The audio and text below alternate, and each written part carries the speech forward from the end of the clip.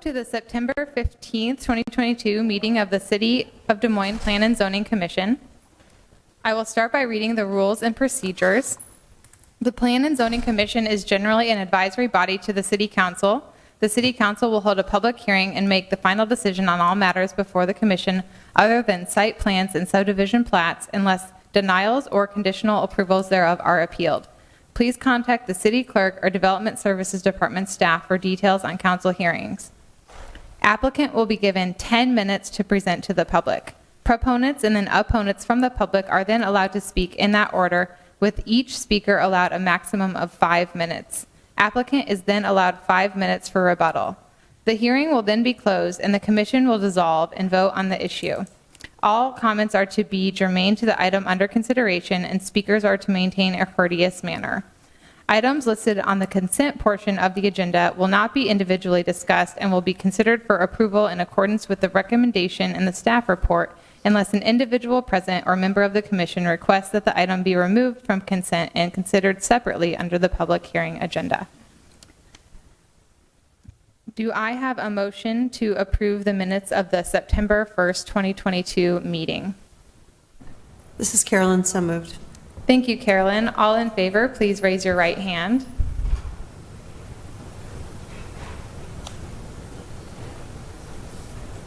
And there's no one on the phone. All right. I will start with the consent public hearing items.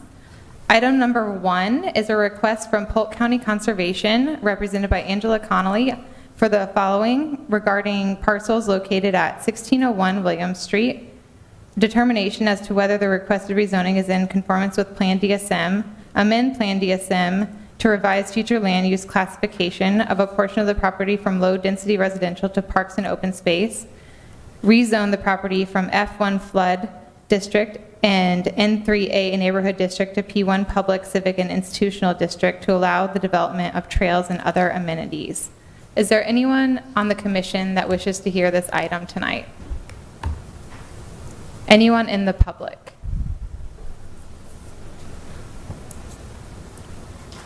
Did you want to hear this item, sir? Yes. Okay. We're going to take that off and it will be considered under the public hearing. Item number 2, a request from Mainstream Living, represented by William Vaughn, for review and approval of a public hearing site plan Mainstream Living Hubble Ave for property located at 4675 Hubble Ave and for type 2 design alternatives A and B. Is there anyone on the commission who wishes to hear this item? Anyone in the public? Number 2 will remain on consent. Number 3, request from Delaney Enterprises, represented by Connor Delaney, for review and approval of a public hearing site plan Bartender's Handshake Patio for property located at 3619 Ingersoll Ave for type 2 design alternatives A and B. Is there anyone on the commission who wishes to hear this item? Anyone in the public? Number 3 will remain on consent. Number 4, request from Single Speed Brewing Company, represented by David Morgan, for review and approval of a public hearing site plan Single Speed Brewery for property at 303 Scott Avenue and for type 2 design alternative to allow surface parking lot in a DX district per city code 135. Is there anyone on the commission who wishes to hear this item? Anyone in the public? Number 4 will remain on consent. We do have one item on the public hearing that could possibly be moved to consent. Number 6 is a request from Hubble Realty Company, represented by Steve Mosley, for the following regarding parcels at 4425 East Douglas Ave, determination as to whether the requested rezoning is in conformance with Plan DSM, amend Plan DSM to revise future land use, and rezone 35 acres from N2B neighborhood district to NX2 neighborhood mixed use to develop townhomes. Is there anyone on the commission who wishes to hear this item? Is there anyone in the public who wants to hear this item? Again, this item for rezoning If we can go back up to the address, I just want to make sure we can see it's on East Douglas. So I want to be clear with the audience that there's nobody here to speak in opposition to this item tonight. All right, thank you. Thank you. So can I have a motion to move item number 6 to the consent agenda? This is Story, I'll move. Thank you, Dory. All in favor, please raise your right hand.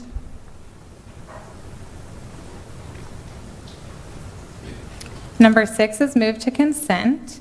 So the consent agenda items are number 2, 3, 4, and 6. Do I have a motion to move the consent agenda? This is Carolyn, so moved. Thank you, Carolyn. All in favor, please raise your right hand.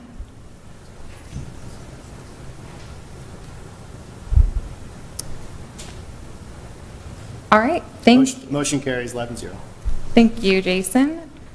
And we'll go back to item number 1, which I already read, so I'm not going to read it again, but Shiroshi's going to present this item from city staff.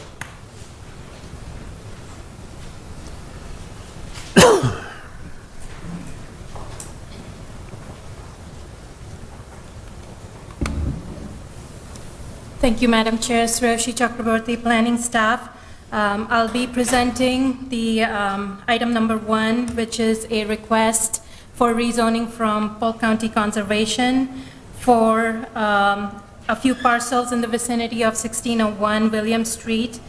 The request is specifically to amend the land use plan for a portion of the property from low-density residential to park and open space, and also to rezone the property from flood district, F flood district, and N3A neighborhood district to P1 public, civic, and institutional district. So this is the property that we are looking at for rezoning. This is kind of in the northeastern quadrant of the city, right by the Pleasant Hill to the south. As you can see, this is the Copper Creek Lake Recreational Area to the south. This is William Street, and this is about approximately 50 acres. So as you can see here, part of the property is zoned N3A, and then part of the property is zoned F flood district. The proposal is to rezone the entire property to P1 to allow park amenities.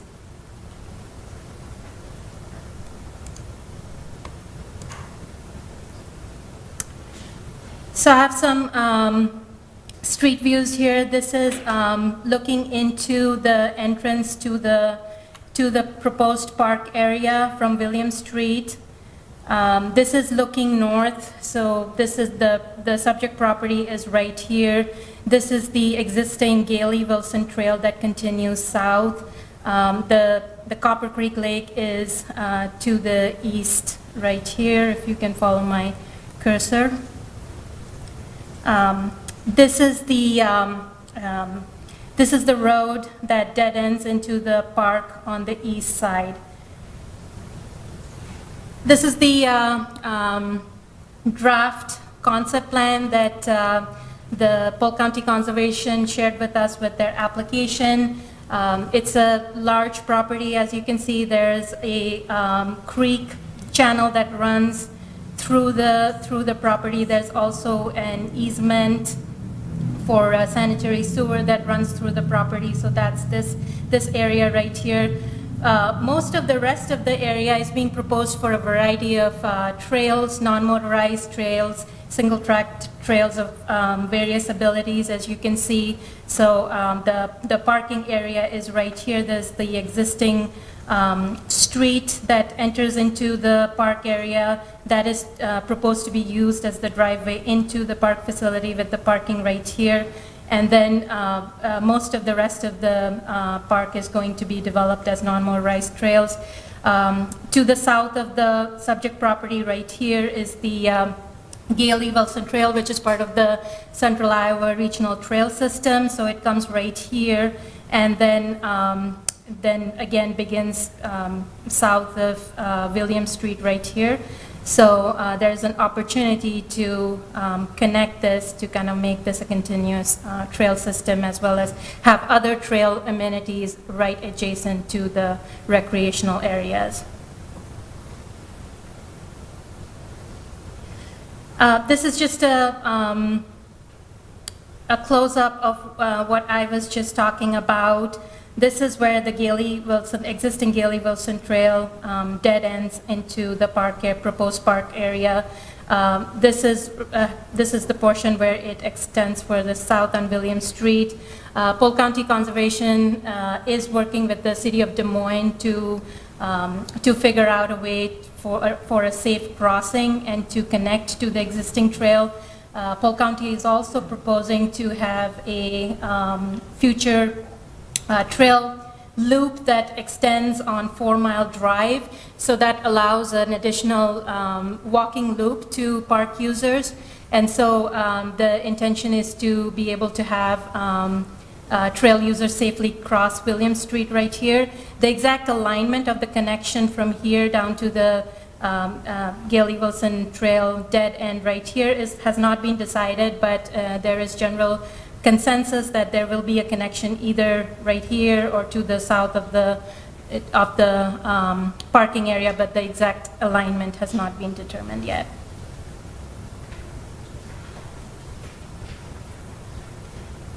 So as I mentioned, the proposal that we are looking at is to rezone approximately 50 acres of this area for park amenities. Staff has reviewed this proposal, and the staff rationale for this particular item is that this proposed zone and the use is appropriate for this area, as a significant portion of the property is within the flood zone.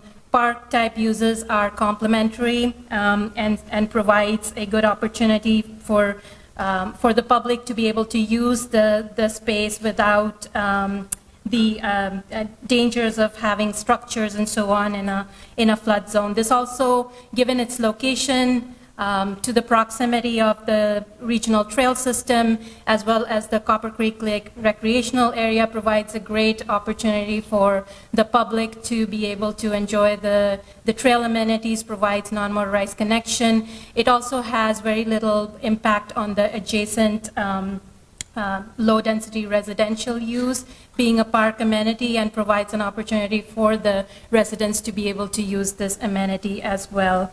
So with that rationale, staff is recommending approval of this rezoning request, subject to all areas that are within the FEMA 100-year floodplain to be developed pursuant to Chapter 50 of the City Municipal Code that deals with the floodplain areas. So the applicant did do a neighborhood meeting and also visited with the neighborhood association. Here's a summary of some of the questions and concerns that were discussed during the meeting, and I can zoom in so you can take a look at it.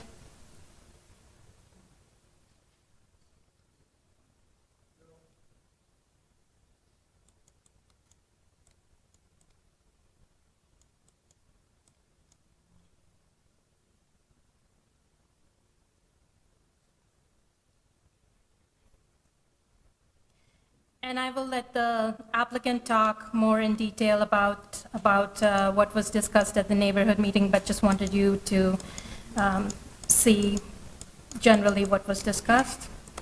And here is a map taken from the presentation at the neighborhood meeting that shows the floodplain area within the property.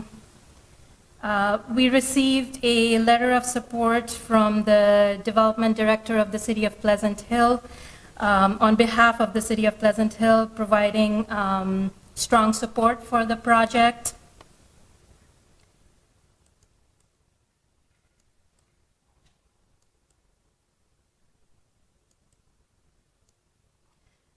This is also a internal comment from the city's Parks and Recreation Department, who are strongly in support of the project.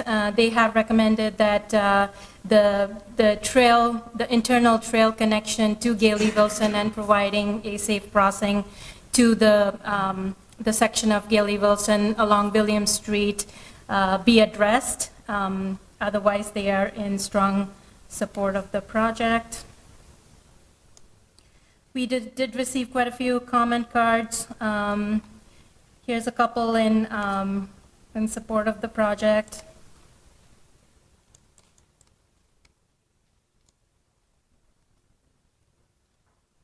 Apologize, this is moving slowly. Couple in opposition.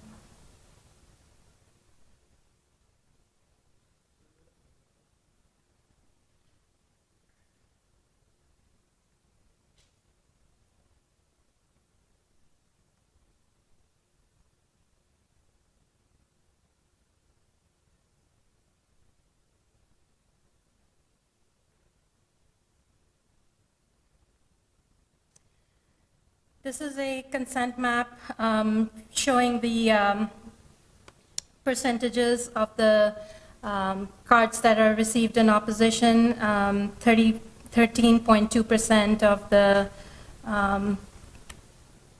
the areas within the 250 feet buffer were in opposition to the project. With that, if you have any questions, I'll be happy to take them at this time.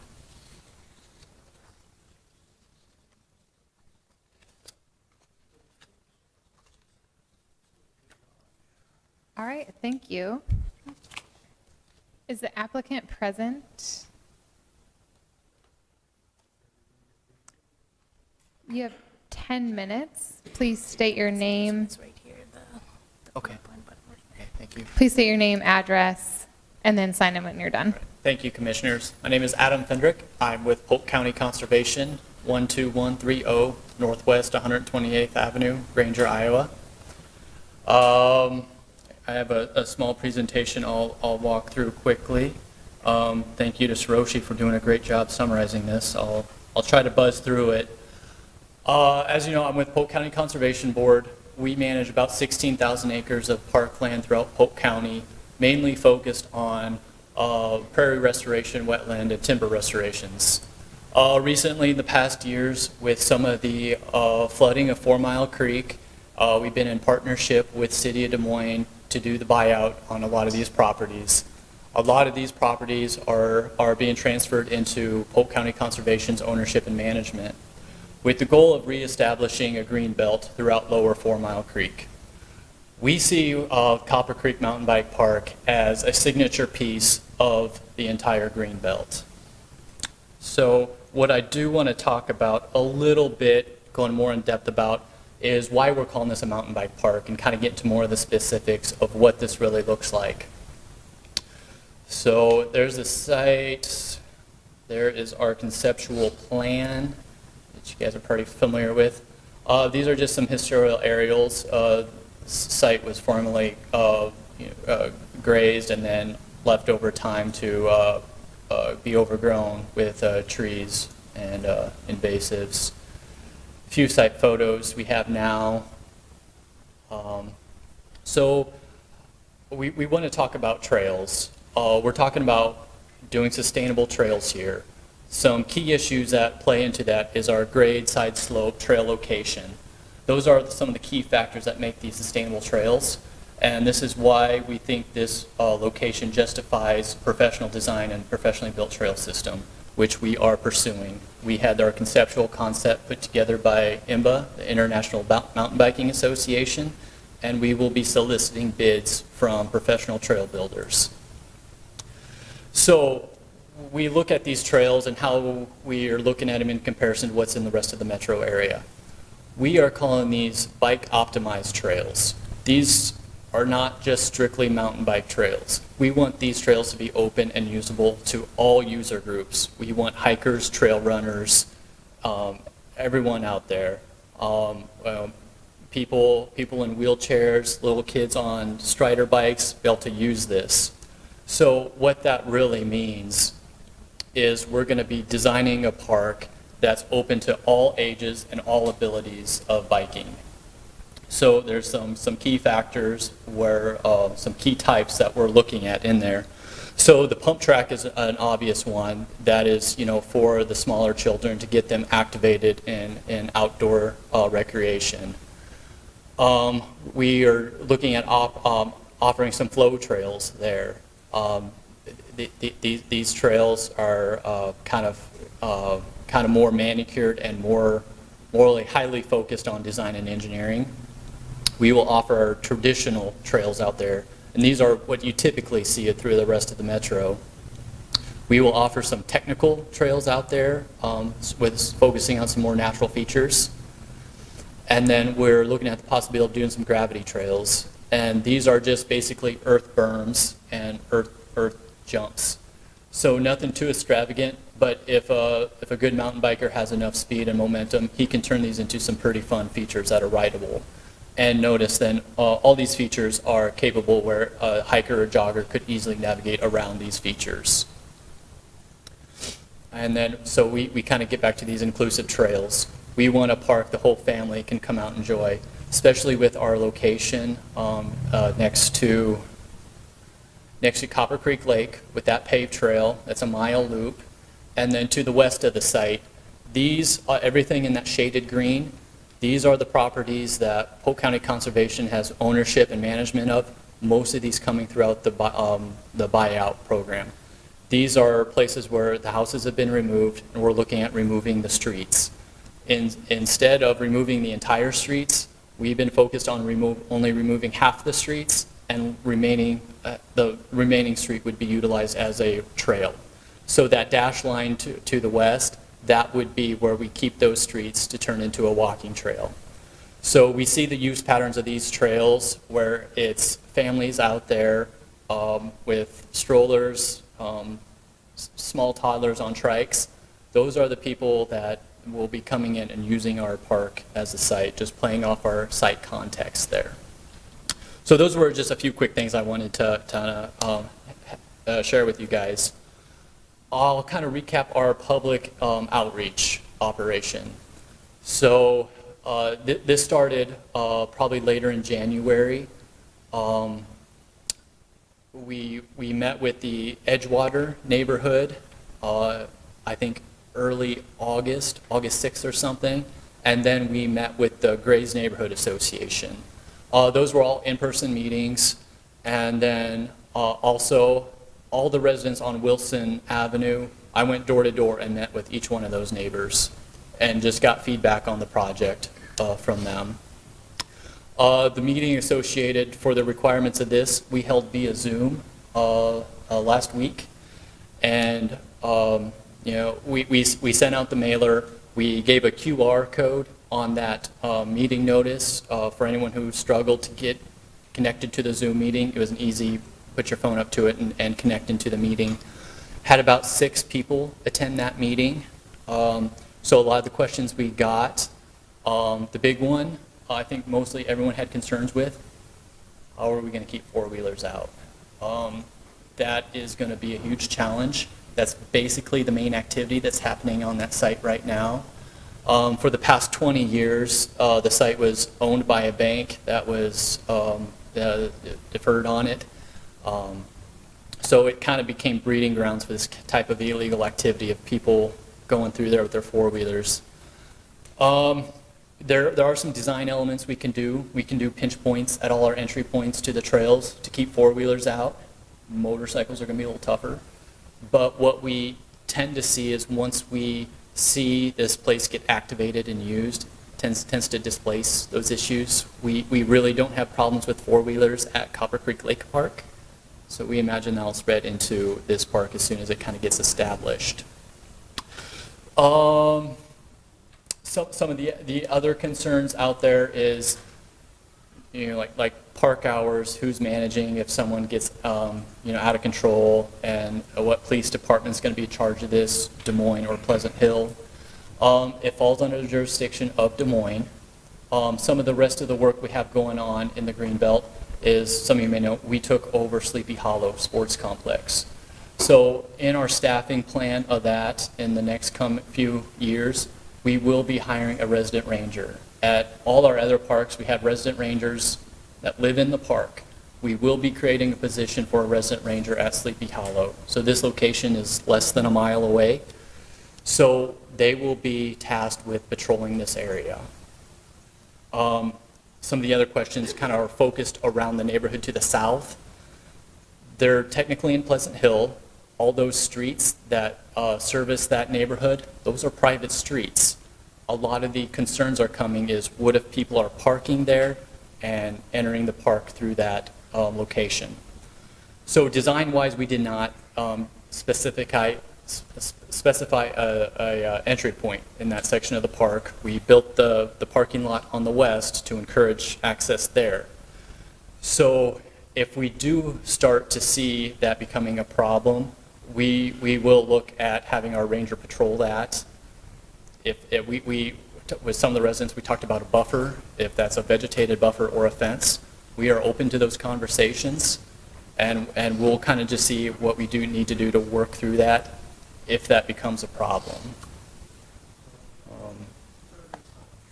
So I'll open it up to any questions from the commission at this time. Yes, sir. How many miles of trails are going to be in this park? So right now, we are estimating about 4.5 miles of trail. So that would be comparable to like center trails at Ashworth Park. It'd be pretty similar to that. When you bring up that park, were center trails professionally designed at Ashworth? I believe they were. But those are not maintained by the county or? No, those are maintained by CEDA, the volunteer organization. Do you know if anyone has done I was in Bentonville, Arkansas, and that's a huge mountain bike mecca. They've invested a ton of money. They have pump parks, and I mean, there's so much mountain biking down there, and I think it's a big economic development generator there. Is this expected to do anything as a regional economic development thing? Has that been considered or speculated about? Yes, it has, and we do anticipate, yes, it will draw in probably people from a good distance away. I know 4 miles doesn't sound like a lot of trail, but people will travel 75, 100 miles to go ride 4 miles of trail. And the way they were designed to be able to ride it in a loop. You ride the outer perimeter, and then the interior is kind of these interior loops. You could ride those, ride back up, ride the next one. So 4.5 miles would really kind of translate, fourfold.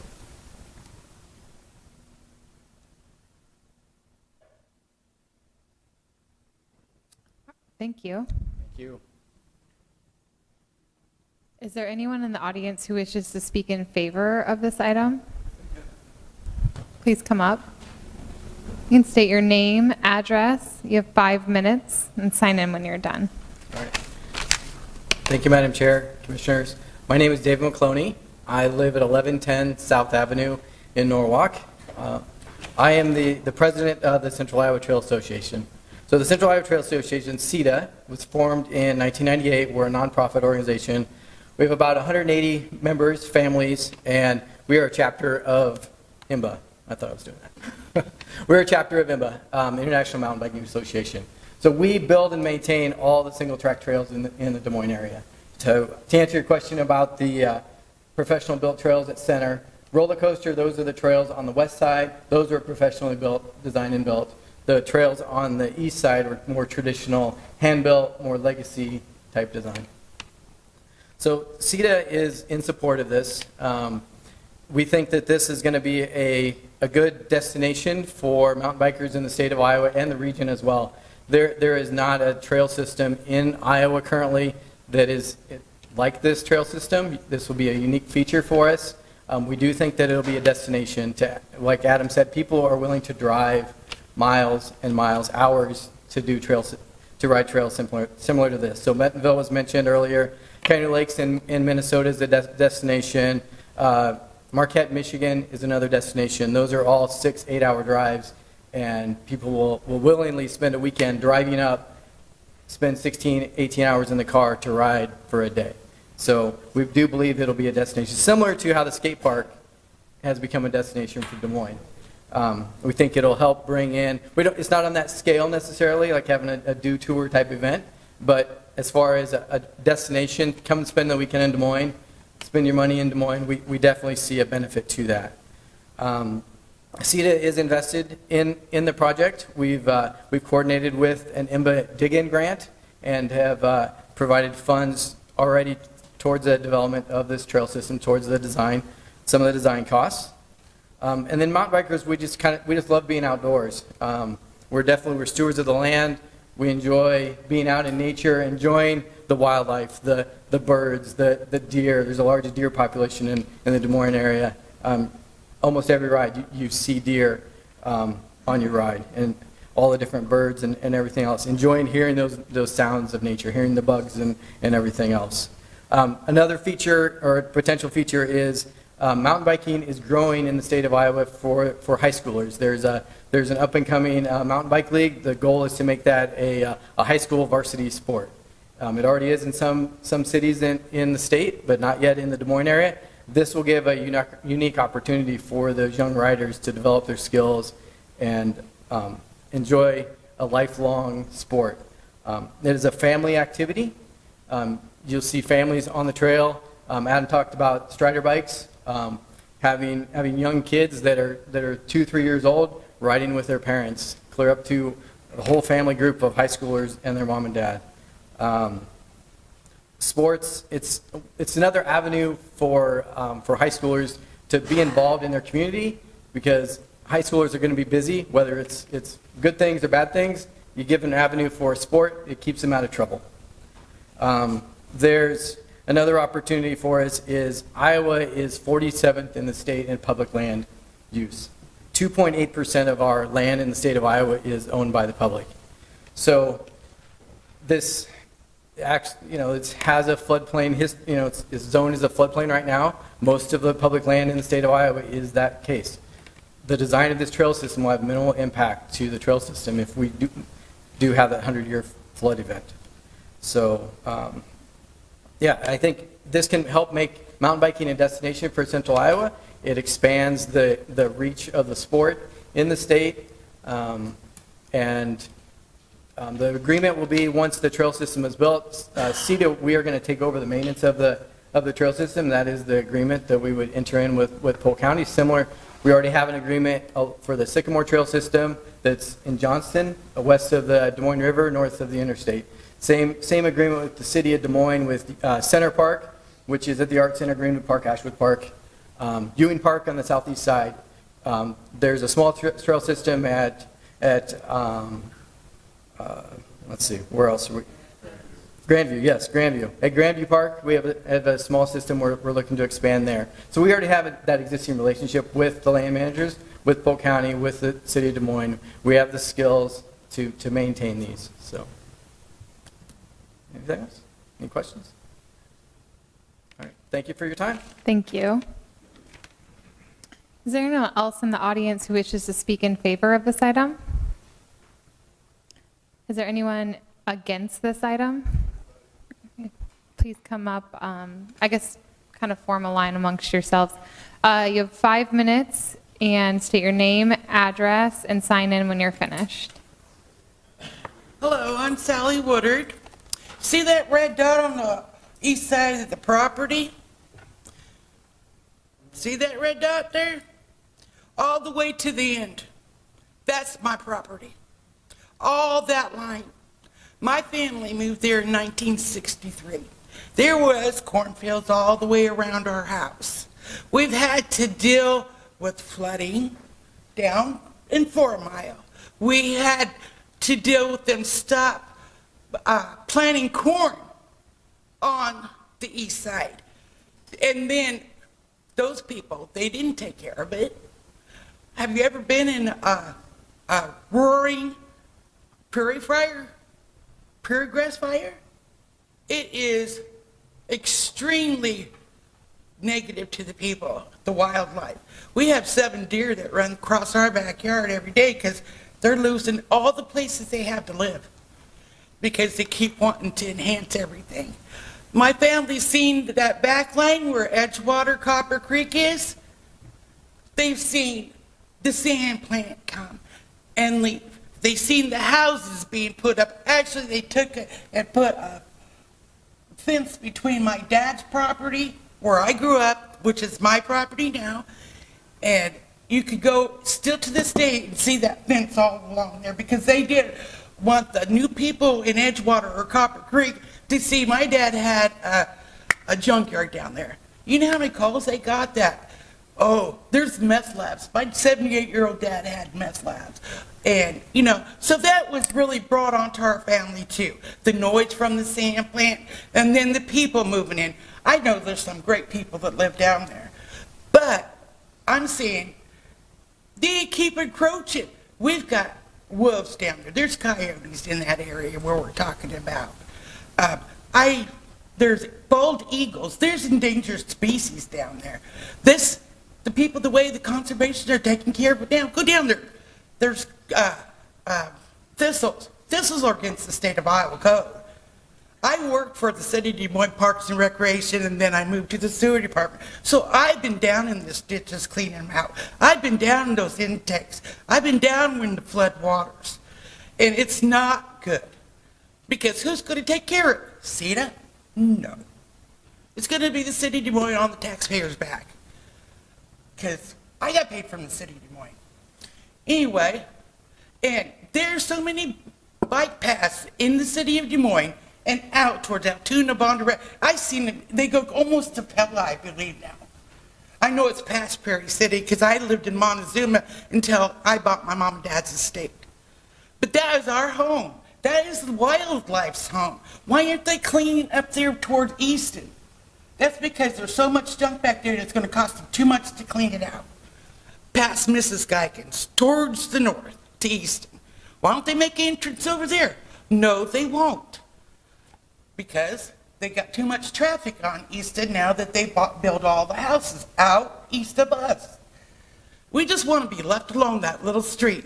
We get so many people to try to get through there as it is now. And it says dead end when you turn the corner. But we need a no outlet sign too. But I want to tell you, my family, the Dyer family, if you look it up, I'm Sally Dyer Woodard. Since 1963, the year my little sister was born, we moved out there from the south side.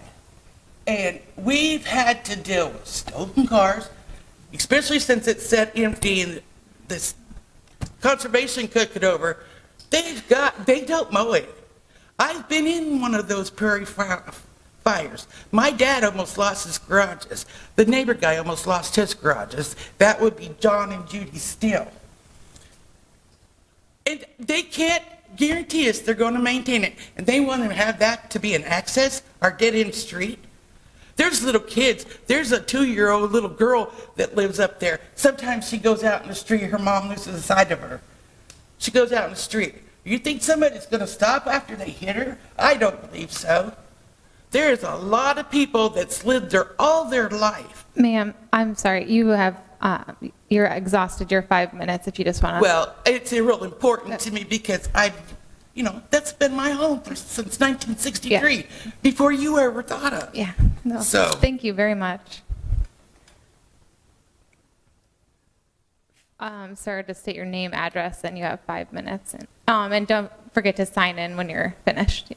I'm Richard Woodard, and I live at 4405 Northeast 19th. I'm her husband.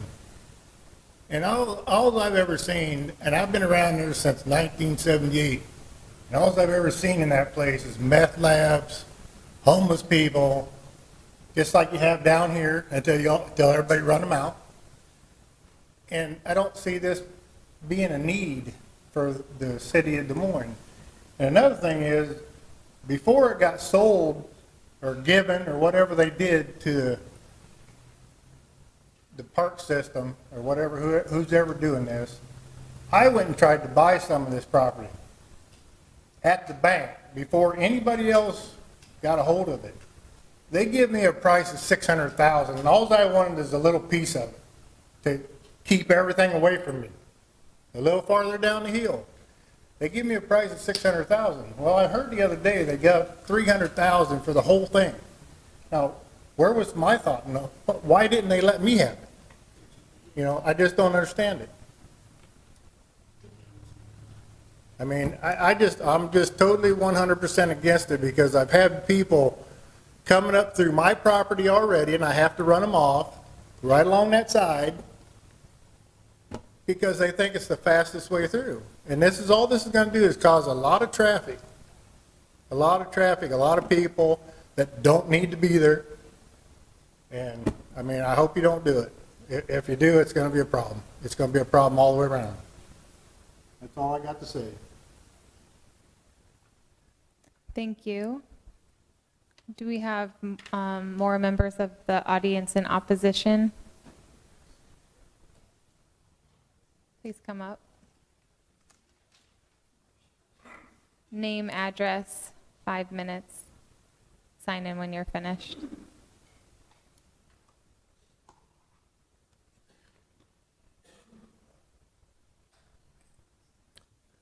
Thank you, Madam Chair. I'm going to try to summarize my comments. I've got a written proposal and comments I'd like to distribute to the commissioners at the appropriate time with your permission, but I'm going to try to verbalize and summarize my comments here without simply reading all of that. If you'd like us, we'll go ahead and grab those and start passing them out while you speak. Would that help? I'd like to do it now, if that's... Yeah, we'll hand them out for you, and then you can speak. Perfect. Perfect. I've got 14 copies. I don't know if that's... Should that be good? Yeah, we're actually even a little short. We only have 10 here tonight, Okay. I think, so, I'll give you the 14, and maybe you or can 11 now. give them to others then. I think Dory has them. There they are. Thank you very much. Okay.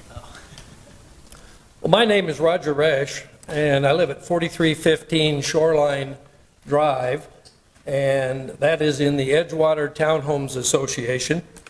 And I've lived there and owned that property for 21 years. And my property is less than 200 feet from the subject property that you're talking about this evening. And I'd like to make a request to the commissioners tonight that they defer a vote on this item and withhold their votes tonight. I don't believe the conservation applicant has made a good faith effort to fulfill the purpose of Chapter 134-6 of the Des Moines City Code, which deals with neighbor communications. I received one letter from the applicant for a Zoom meeting the day after Labor Day.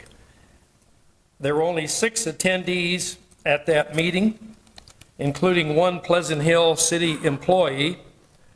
There were 71 people that allegedly received this mailing about a Zoom meeting, and that means 93% of the property owners that are adjacent to this property did not attend, and it also means that their concerns really were not addressed.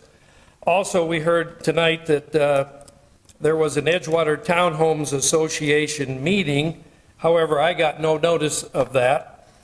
We found out later that 2 of the attendees at that normal meeting that we have monthly, 2 of those members of our association attended that particular meeting. 92% of us didn't know a thing about this presentation by the Conservation Commission. If I would have known about it, I'd have been there. We received no notice from the Conservation Commission at all concerning that particular meeting.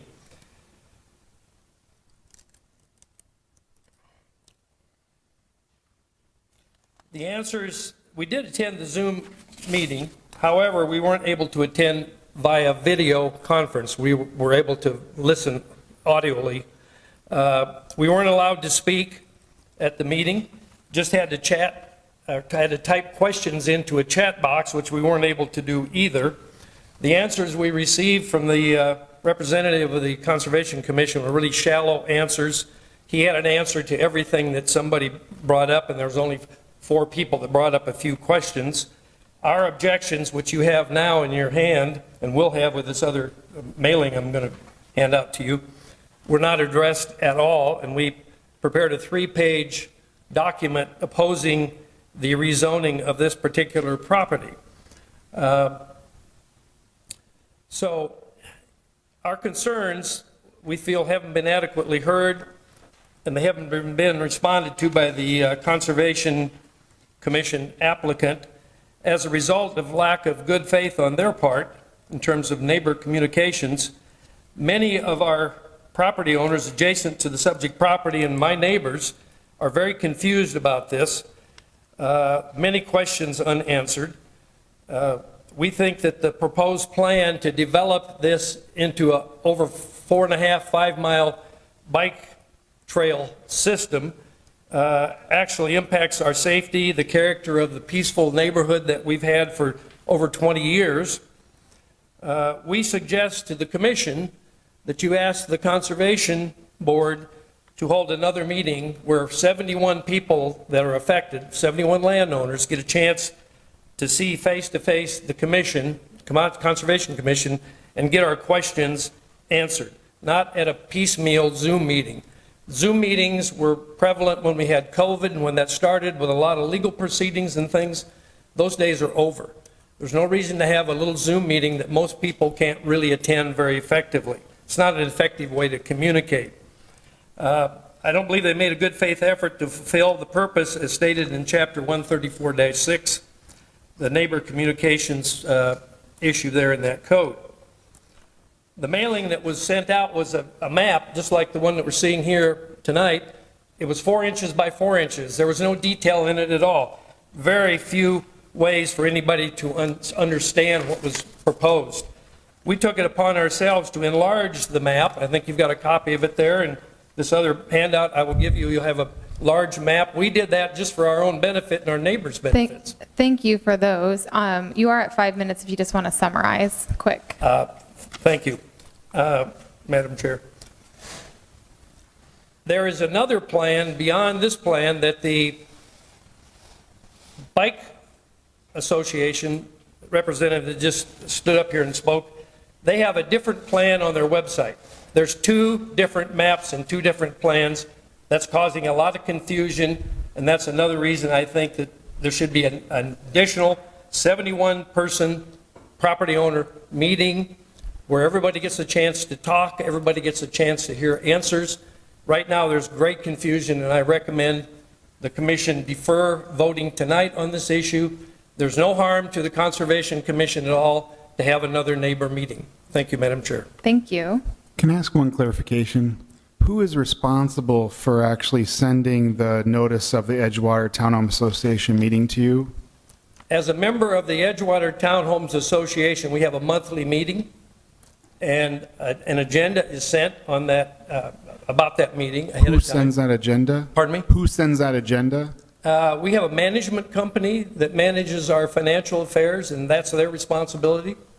Okay, I did so it not wasn't- receive an agenda for that particular meeting, by the way. But it wasn't the conservation, that the conservation group did the right No. thing. It was your management meeting that The didn't do it? Conservation Commission did not do the right thing, in my opinion.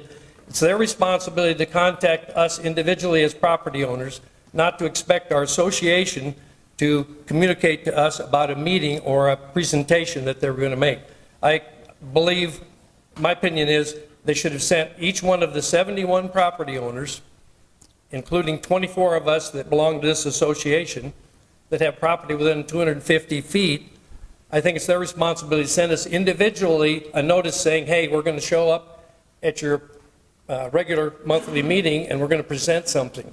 If they would have done that, I would have been there. I didn't get a monthly agenda from our association. I didn't get a notice of that, so I wasn't aware at all until, honestly, a couple weeks ago that even happened. But the cards legally supposed to went out, did go out, right? I mean, didn't we see presentation of cards Yeah, going out? The city's notice, the 20-day notice and the 10-day notice that we mail to property owners went out for sure. I think what's not clear is that we might have the applicant during their rebuttal just re-explain who they sent their communications to. I think that might be helpful. We did receive a notice from the city of Des Moines about the Zoom meeting. Yes, that's true. That is true. but no other meetings But the Zoom, were noticed. yeah, just to clarify, the city's notice was just about this hearing. The Zoom meeting would have came from the applicant. Just Yes, to make- true, yeah. absolutely. I have, Madam Chair, one other presentation I'd like just to pass out. I'll give it to whoever would like to give it to this You gentleman at can, the end here. you can give it to Bert. He'll Thank help you. you. Thank you very much. You're welcome. Is there anyone else in the audience who wishes to speak in opposition? Oh, yeah. What was the standard for the city? Did you guys send it to just the association or to all the homeowners? Well, I think we need to, no, well, our notices go to the title holder of property. So it would have gone to everybody, that has a title. But I think that it'd be good to have the applicant in the rebuttal just kind of clarify what they did for their outreach. And Jason, you're sending out, or the city notices are just going out to that notification map, right? That's correct. Not necessarily the association. Yeah, but we notification. are mailing to property owners of record within 250 feet of the subject property. You can come up, ma'am. Name, address, 5 minutes, and sign in when you're done. I'm going to take off my mask. Oof. I'll be okay. My name is Marcy Anderson, and I live at 4450 Cameron Swing. I am the house next to the townhomes. So I do not belong to the Edgewater Association. We just got a letter like, oh, there's going to be a Zoom meeting. The first time I found out about this bike park, there was a man in my backyard, I don't know, last spring. And I said, what are you doing in my backyard? He said, oh, I'm surveying because Polk County Conservation bought this land. And I said, okay. What are they going to do with it? I don't know. They're thinking about making a bike park. Okay, never heard anything else about it. Maybe that's on me. I don't know. Until I got the letter like, hey, there's a Zoom meeting. Why don't you come to the Zoom meeting? So I didn't get anything before that. I didn't know about the HOA meeting because I'm not in an HOA. That was it. I have my postcard to give to somebody, or should I mail it? Bert can help you. Thank you. Good job. Anyway, so my concern is privacy. We moved to our house because I live about 50 yards from where that is. We bought our house because it backs up to woods. We don't see anybody. It's quiet. Our neighbors are quiet. Our neighborhood is quiet. What's the safety? My apologies. Can we put that on the screen if possible? I'm so sorry. Me? No, you're good. I'm not technological, so he can help me because he's seeming to be the helping man. Oh. Again, sorry to interrupt you. I just wanted to make sure that was. No, yeah, you're fine. And I want to know, like, I put noise during construction. How long is this going to take? How long is it going to be? My husband works from home. A lot of my neighbors work from home. Am I going to hear you cutting down trees all the time? I don't know. I had lack of information on the trail. This is kind of the first time I've heard about it. Lack of privacy. Somebody has already talked about cost. I know you're doing grant funding, but what happens when it floods, and then who's going to redo all of the trails that you have? You know, is that going to be a Polk County tax? I don't know. Has there been an environmental impact study done?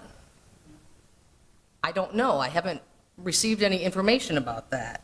I don't know. How many parks do you have? Because I know you have Ashworth Park, which is kind of mountain bikey. How many residences are within 25 yards of that?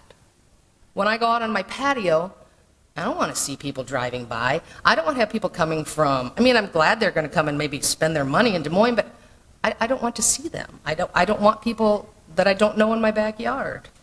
I don't know. I just think that there hasn't been a lot of information for the people who live there. It's kind of like people got together and went, hey, let's build a bike park. Okay, now we got to talk to the people that live there. And it hasn't been done. So, thank you for your time. Any questions? None? Okay. Thank you. Thank you.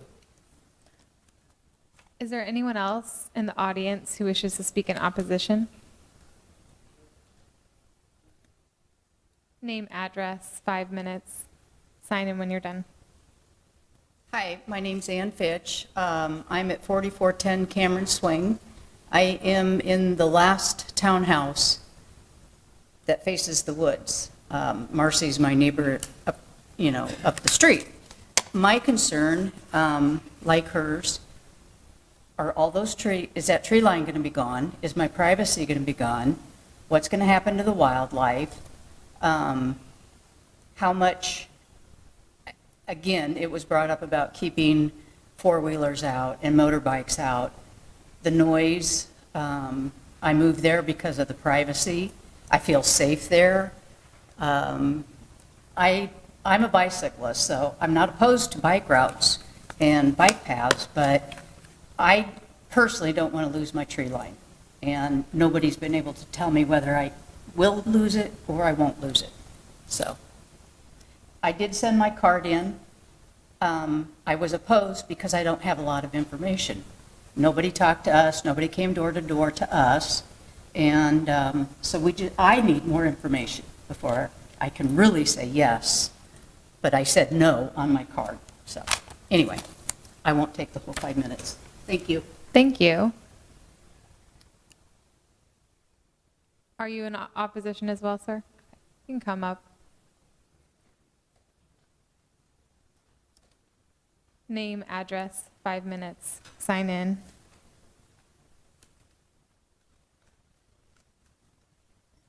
My name is Corny Van Walbeek, and I live at 4350 Shoreline Drive. And I live in one of the townhomes, as been mentioned earlier. Coming to this meeting, I was more in favor of it until I heard some of the people that are in favor of this park explain some information that I've never known before until tonight. I have great concerns, and I like parks. I'm an advocate of parks. I think they're good for the neighborhoods. But my concern and what I'm hearing tonight is that they're promoting that there be people coming from all over the state to this area.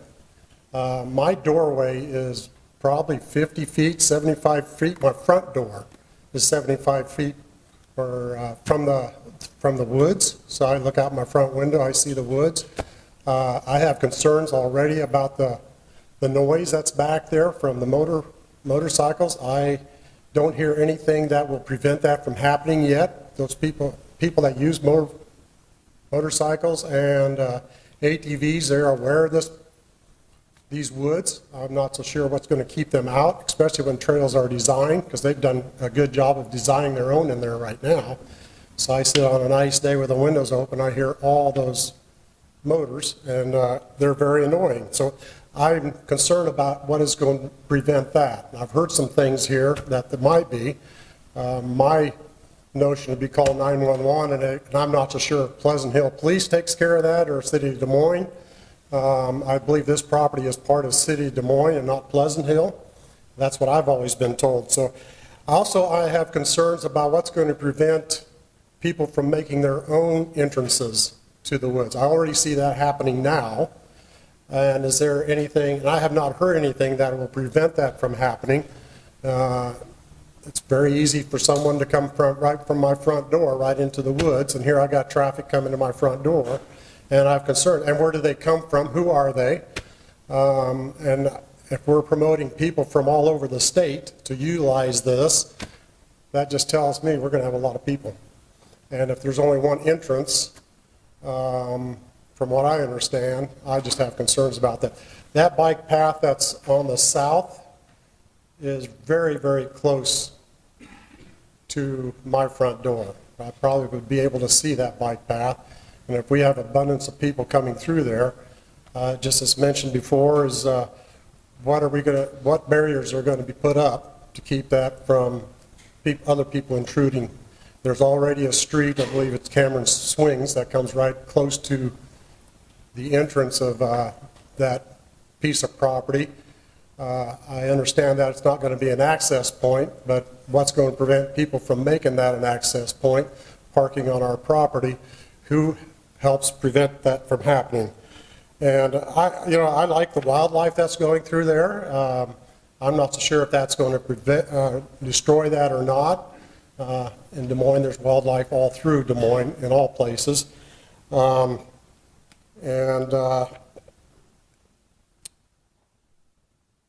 And then with all the people coming in there, what's that going to do to my property value? Is that going to be is that going to drop my property value of that place? I'd like to see it go up like anyone else would, see their property value go up, but I'd be concerned about if they've got people from all over the state, from the region, coming into that area, and how many people are going to be in there, how much noise is going to be there. We already, in Copper Creek Lake area, have motorbikes coming through there. I don't see anybody preventing that from happening. So what's that to say that's going to come into our area? So those are some of my concerns. One of my favorite is it going to destroy my mushroom hunting? So that's all I have. Is there any questions? Thank you. Is there anyone else who is in opposition? State your name, address, and sign in 5 minutes. I'm Gretchen Van Walbeek, 4350 Shoreline Drive. I'm married to Corny. We have lived there since 2005. And the first question we asked the realtor is, what's the deal with the property behind us? And of course, we knew it was privately owned at that point in time. So basically, aside from being a floodplain, where there's probably not going to be building back there, that seems pretty nice. It's a nice boundary between the city of Des Moines and Pleasant Hill. And I mean, it really, our sump pump drains into the area that you're talking about. But what I'd like to see is, instead of, well, generally we build these, and what people think is going to happen as far as encroachment or being on other people's property or finding various ways in, generally that doesn't happen. What I really want to do is have somebody come and look where the boundary is from where we are and tell us what you can do in the plan that you're going to make that would keep people from coming through there. And part of it is, it's private streets that border this property that you're talking about. And every single day, we live on the dead end. And I watch people come in trying to get to the lake from the Pleasant Hill side. And once you're in our neighborhood, it all dead ends, and it doesn't go where you want it, where they would want it to go. But there needs to be signage that says, this isn't the way to the bike park. This isn't the way to the city of Des Moines, which is essentially where you're going. And I just would like to see the plan with what's the barrier, instead of we'll wait and see if it's a problem for the people that live there. If I lived in the towns of some of the people that spoke, I'd be a little ripped off to think, well, we'll just go put it in your neighborhood and tell you there's not a barrier. So I think some more work needs to be done first. We're talking lots and lots of people that live there and probably will die there.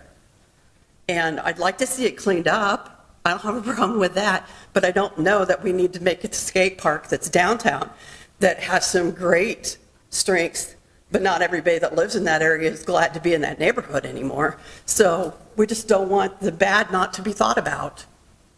And I love the land you can walk on that you didn't have to pay for. I love that idea. But I want a barrier between us and them. Thank you. Did you sign it? Oh, yeah, thank you.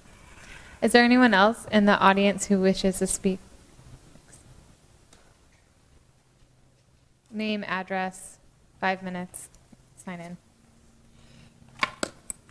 I'm John Dorr, 1970 Northeast 45th Court, Des Moines. Our property attaches to this. We're one of the last three. We come off Northeast 45th Court. You'll see my 2 acres runs right up to this. We were given late notice. With the Zoom meeting was the only notice that we were sent. My wife and I both attend Zoom meetings daily at work, and we struggled with this. We were one of the last ones to get on, of, I believe, 6, which was frustrating. We understood why there weren't that many on there. Our concerns were from noise, litter, traffic, trespassing. We already walk and have to ask people to leave our property. I have 3 beehives in the back, and I explained to everybody, I don't want my bees hurt, but I don't want you hurt. And once again, they just walk onto our property. We were told that there would be a berm or a fence. I just watched 5 deer bed down before I came here in my back acre. It's quiet. We moved out of town to get this sense of comfort and quiet, safety. We don't want people up on the property. One of the trails does come up against the edge of our property. We were asked if the walnuts would be taken out. We couldn't get an answer on it. They shouldn't be. We're not sure what that answer is. None of our questions were answered. No one knocked on our door. We're home every night. We would have loved, since we attached to this, to have known about this, not the last meeting, but up when they walked the neighborhoods, if they could have talked to us. We have concerns with our taxes, our home value. Everyone does. Well, how will this impact us? How will this affect us? Our privacy. We worry about the flooding. We've seen Little 4 Mile come up twice now. That whole ground, all that is saturated and wet back there. That's all I can have it now. Thank you. Thank you. Is there anyone else?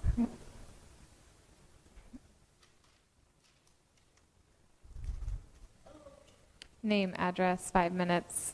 Sign in when you're done. Jörg Solo, and I have 4404 Northeast 19th Avenue. That is a property that is north of 19th Avenue and goes more or less half of this all the way up. We have now still the problem that our part is Southeast Polk, so the sheriffs are responsible for that. You plan, or someone is planning there, an access point. Who is responsible if they start parking my entrance to? The sheriffs, Des Moines? So then also, I personally got informed from neighbors, and I found a flyer in my mail. That was all in information that I got. And that's a little bit poor when I look how much part of my property is going to this part. So that is, I'm sorry, I'm not feeling informed at all. So the information that came over was like, yeah, we want to do a park, but that is a concentrated mountain bike park that will attract people from all over Iowa and further away, is something that I don't like to see, honestly. That's too much. And I'm not against parks. It's only that here is a magnet for crime, for too many people, for dirt, for who's taking care of that? Do I have to go then and tidy up? Thank you. Thank you. Is there anyone else in the audience who wishes to speak in opposition?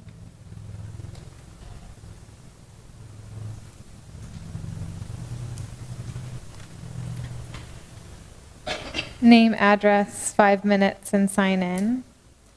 My name is Rico Nazi. I live at 4330 Shoreline Drive. I don't know. Anyway, a lot of what I wanted to say has already been said. I guess when I think of conservation, I think of protecting wildlife, preserving wildlife. I don't see how this is going to protect and preserve wildlife. It's going to run them out. I've also heard this compared to the skate park downtown. I don't want to live 75 feet from a skate park. I don't want to live 75 feet from this. I don't think any of you would like this in your backyard either. So basically, I guess that's everything else people have more or less covered that I was going to say. Thank you. Thank you. Is there anyone else in the audience who wishes to speak in opposition? Name, address, 5 minutes, and sign in. Vicki Dorr, 1970 Northeast 45th Court. I am opposed to this because I love being outside. I like to work in my yard. I'm not going to feel safe knowing there's people like, here's a trail, here's our lot line. That is not going to make me feel safe in my own backyard. I am an avid biker and walker. Mixing the two is not a good idea. I have been on a bike where walkers jump out of the way, and mountain bikers are fast, they're loud, their adrenaline's going, they're yelling as they're jumping. That's not safe to mix the combo. I would rather see it, if it has to be something, a walking trail versus a biking trail. Because if there's a flood, no harm, no foul. But I enjoy my privacy and safety, and I don't want that at risk. Thank you. Thank you. Is there anyone else in the audience in opposition?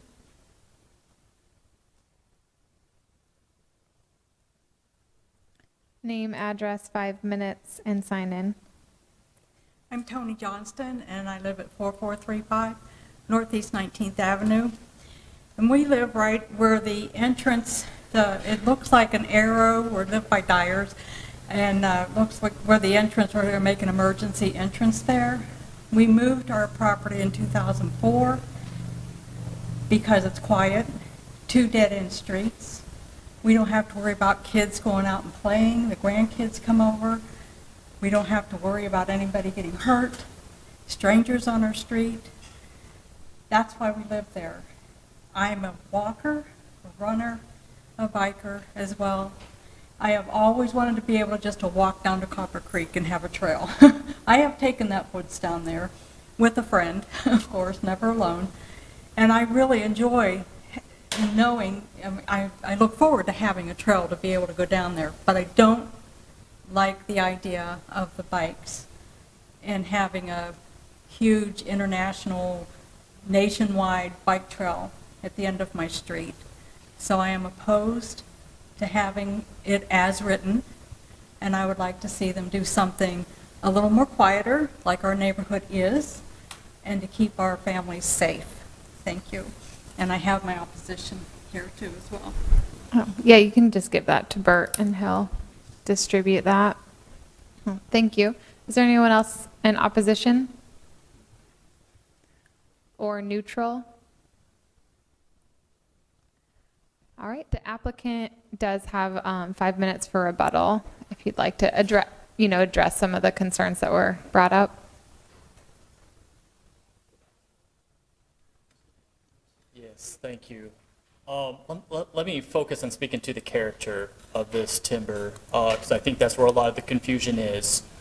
So right now, this woodland is suffocated with invasives that are drowning out the native trees. So in our minds, we are conservation. When we come up and we're going to do TSI, which is timber stand improvements, that is where we come in and we cut out the invasives to let the native trees open up and grow. What that does, it opens up the forest floor, and that allows our forest floor grasses and forbs to bloom. So that is what a traditional woodland restoration would look like, and that's our plan to do with this. We also will be doing a stream restoration along that stream that comes through there. We're in partnership with Public Works to make that happen. So the character of the woods, we'll go in there and do a TSI where we kind of remove all those invasives. And granted, it probably look bad while we're doing it. It's a skid loader that comes in and it turns these trees into toothpicks. And it looks bad, but believe me, it's okay. It will grow back. So that will still have the character of the woodlands where we'd be able to open it up and see through it. And it would still have that serene feel. We don't typically see wildlife get displaced in this. We have a very strong urban deer population. They don't tend to move. It's the bucks that move, and that's by natural movement. So we still think the character of the park will remain the same. I'm open to the idea of discussing these buffers along those edges, listening to a lot of these concerns. That can be vegetation, that can be a fence. We're open to discussions. We've been working with some of the other landowners to the north that have trees leaning over on their property, and that's their concern, they're going to fall on their house. We've been working with them that we're going to remove those trees. So we have thousands of neighbors across the county. This is no different than anyone else we work with. We're happy to meet with anyone and discuss some of these issues.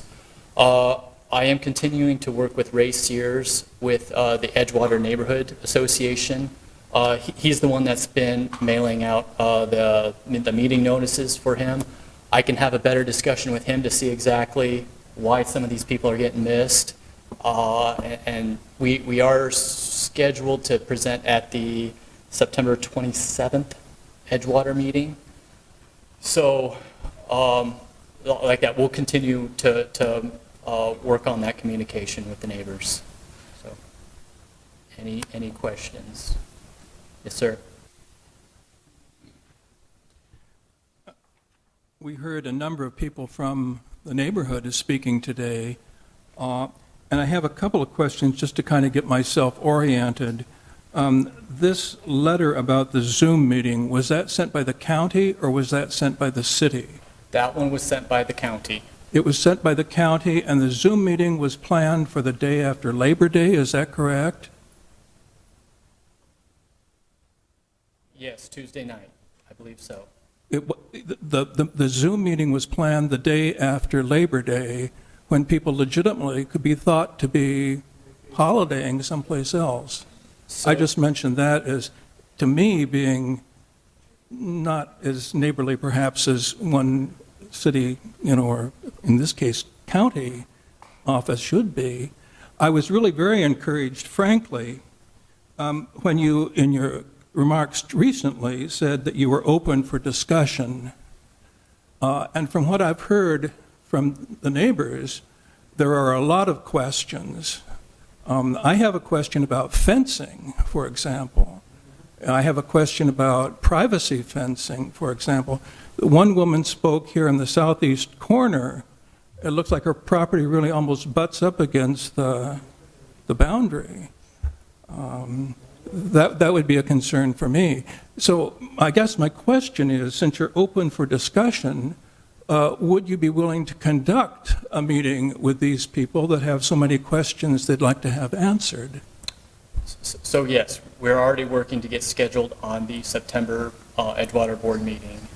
So that's where we'll continue these discussions. I understood that was for the Edgewater people and not necessarily for the ones that border the rest of the perimeter.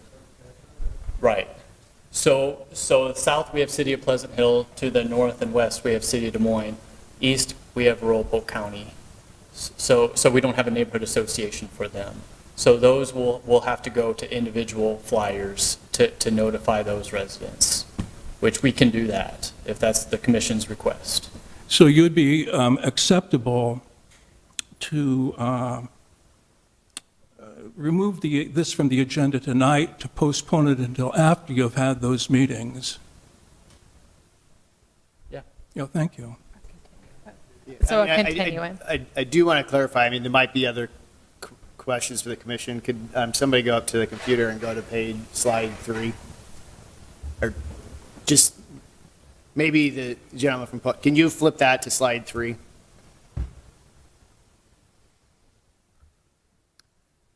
As we deliberate, and I'm not opposed to the item being continued, you should be able to highlight that and type in 3. I just want to remind the commissioner what we're looking at tonight. We're looking at zoning, we're not looking at their design. And this is what the property is zoned currently. At least half of it is zoned for single-family development with public access, there's public roads off of it. I think that, if everybody would like to continue it and have the discussion before the next commission meeting, that's fine. But at that next commission meeting, we're not going to be designing their site, because this is not a site plan. This is just merely land use and what should be there conceptually. So you could continue it, allow that discussion if you want. You could also move the issue forward. There's still a lot of time between now and the council hearing. The council will have to receive your recommendation. They will set the date of hearing for their own hearing on it. So that's like a month or so process. That's plenty of time to have additional meetings and dialogue. It sounds like to me there's probably need for continued discussion even beyond the zoning, and probably what can be, done continuing this 2 weeks or whatever it is to our next meeting, or a month out. You're still not going to have this fully designed, right? Is that Right. accurate? We're just in conceptual design. Right. So I think what's important is that there's dialogue and discussion actually throughout the process. Again, if the interest is to continue it, that's totally appropriate. But I just want to be clear that we will not be approving their design at the next meeting. We're just merely looking at this map and going, what makes sense for uses in this area, knowing that currently half of it's already zoned for single-family development. Yeah, I think that's a really good point. Just- Thanks. I have a quick question for Jason. Just to clarify, there will be a site plan following potential rezoning? Yes, if the zoning's, correct zoning's put into place and they move forward with the project, they would have to submit a site plan. This entire site is in the city of Des Moines, so it'd be subject to Chapter 135. It is a little bit of a unique project because it's a public park, but we would be reviewing it. So that would return back to us as well? No, it would not. It'd be administratively reviewed. My concern, Madam Chair, is that once the process gets some kind of approval, it gets momentum. And we all know that once a project gets momentum, no matter what it is in law, it gets momentum. So if we entertained a continuance, which I guess we're still in public hearing, so, but would you be amenable to that, like a 2-week? Or I guess it would be 3 weeks because we're at the, When did you say you were hoping to meet with that association next? I believe it's the 27th of this month. so that would get us past there. And what you, 26th. okay, what you, so, okay, that, you know, if we could, that get us into October. And I think what I would recommend you do is just get the word, you know, try to get all of these, use that notice list that we provided you and invite everybody to that, just deal with everybody at one time. That'll be, yeah, be more concise, quicker. Yep, absolutely. And it sounds like Zoom was not a big hit. You know, I've been coming across 50-50. Some people love it, some people don't like it. So, I mean, it just depends who you have. Yeah, you could try two meeting, like one on Zoom and one. Well, we had 2 in-person meetings and then 1 Zoom meeting. Oh, okay, Tom. Are we still in the public meeting? We're still in public, yeah, right now. Do you have a question for him? Because I'm going to close it soon, and then we can talk. Close it. Okay. She's raising her hand, but we're done with public comment right now. He got chances to go back. Yeah. We never got anything. Well, no, ma'am, that's, We're ma'am, most involved. no, you have, We're most involved in that. thank So you. that's why I have. We ain't with an association. Thank you. This is the process for every meeting, and so this is no exception for him. It's how, He seems like he gets more time. You go back to him Yeah. and ask him questions. Thank He you. doesn't ask none of us. Thank you. I'm going to close the public hearing, and Todd, it sounds like you have something to say. We're just kicking the can down the road. I don't know that we're going to learn anything in the 2 weeks. What I would encourage Polk County Conservation to do is to talk to the neighbors. It sounds like they're willing to do that. These site plans, having been a part of some IMBA trail building associations, you can reroute trails to be further away from property lines, from neighbors. I would move staff to approve the rezoning as it stands. Some thoughts? Madam Chair, I would agree with the esteemed gentleman, and also say that I think our best course of action here is to approve the rezoning because we're getting more parks that somebody else is going to pay for us. I think that's a good thing. I think the details of the park will work themselves out over time, and our best course is to move staff and approve it. Yeah, and I tend to agree with that as well. As a marathon runner and avid user of the trail system, I'm very supportive of parks. I would, if we did that, I just still would like to encourage some neighborhood meetings. I don't know if we can attach that really to a motion, but I think the applicant is well aware that that is something he should be doing, or the group should be doing.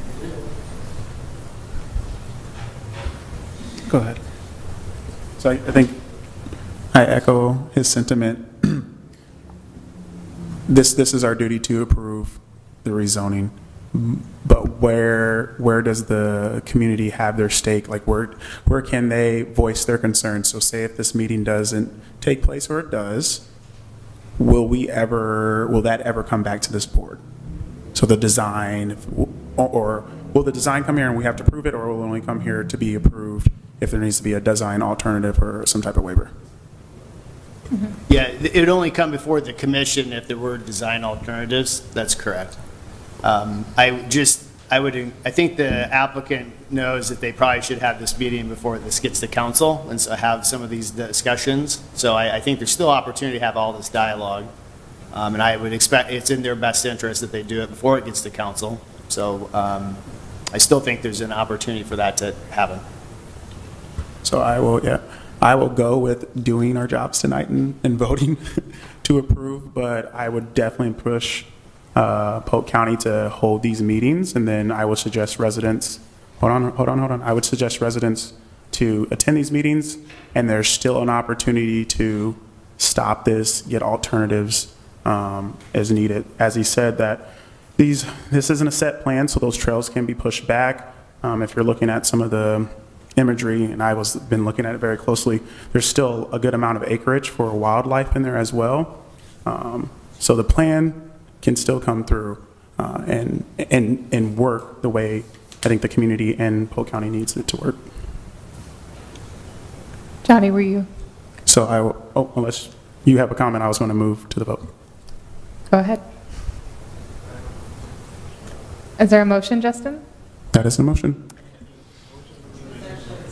Oh, Todd, sorry. Todd's motion. All in favor of moving staff as Todd proposed, please raise your right hand. And all opposed, raise your right hand. Motion carries 10-1. All right, thank you for the lively discussion. We are moving on to item number 5, which is a request from Keegan Jarvis for the following property at 3123 Indianola Avenue. Determination as to whether the requested rezoning is in conformance with Plan DSM, amendment to Plan DSM to future land use classification from low-density residential to industrial, rezone from N3A Neighborhood District to I2 Industrial to allow use of the property for outdoor storage and auto recycling junk salvage yard. And Shiroshi's going to be presenting this item for us. Thanks for listening, Mr. Page. You're the only one that supported us.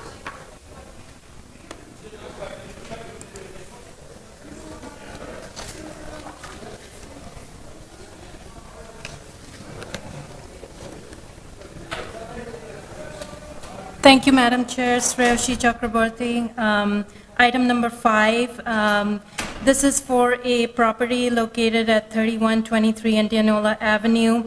It's a rezoning request, and the specific request is to amend the future land use classification from low-density residential to industrial use, and also to rezone the property from N3A Neighborhood District to I2 Industrial District to allow outdoor storage and auto recycling and junk and salvage yard business.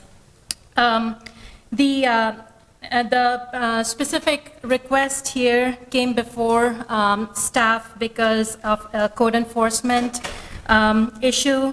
The applicant is proposing to use the property for outdoor storage and an auto recycling junk and salvage yard use business. The proposed use is only permitted in the I2 industrial district, which is why the rezoning is before you for consideration. So this is the property. It's on Indianola Avenue. It's just north of East Park Avenue.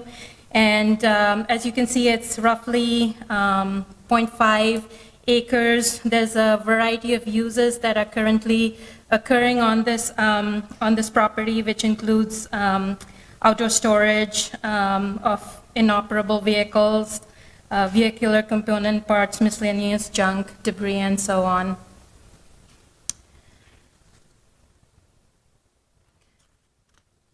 I have some street view pictures of the property here. This is looking south on Indianola Avenue. This is the property right here. This is looking north on Indianola, just to give you an idea of the character of this particular area. It's located in the Indianola Hills Neighborhood Association and the Indianola Avenue corridor, which has a mix of higher intensity commercial, warehouse, and office type uses.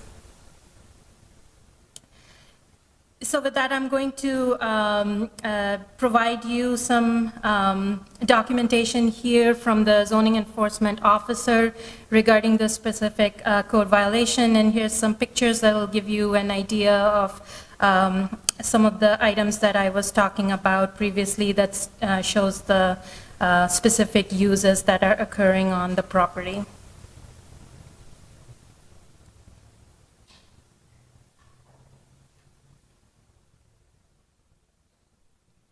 So specifically with respect to this, on March 25th, 2022, the zoning inspector issued a notice of violation for the subject property where they were found to be violations of the municipal code. There was found to be prohibited uses, which are not principal or accessory uses allowed in an N3A neighborhood district. So, Plan DSM designates the subject property as low-density residential, partly within a neighborhood node. The proposed I2 industrial district is not consistent with the land use designation. So the staff rationale for this is that staff believes that industrial uses should be located in areas of the city that are already designated for these types of uses. These types of higher intensity uses, the subject property is located along Indianola Avenue commercial corridor in an area that is predominantly commercial, but there's also residential uses, and it is near low-density residential neighborhoods. Therefore, it is not an appropriate location for industrial use. If rezoned to I2 district, allowed industrial uses potentially could have significant negative impact on adjoining properties. So with that, staff is recommending denial of the request to amend Plan DSM, future land use, from low-density residential to industrial, as well as recommending denial of the rezoning of property from N3A neighborhood to I2 industrial district. The applicant conducted a neighborhood meeting and provided us a summary. I believe that there weren't any attendees specifically, but the applicant did run into some of the neighbors and later provided us some detailed letters in support of the specific request. There's quite a, I can come back to this if you want, but I'll just scroll through these so you can take a look. But basically, these letters are all in support of the applicant's requested rezoning.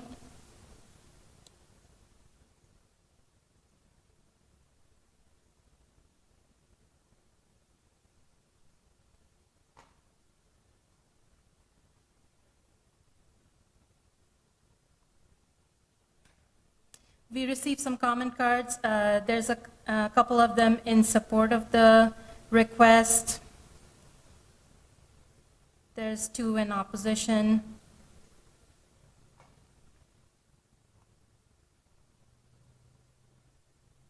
Oops.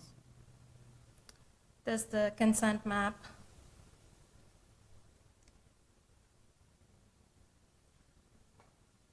And that concludes my presentation. If you have any questions, I'll be happy to take them.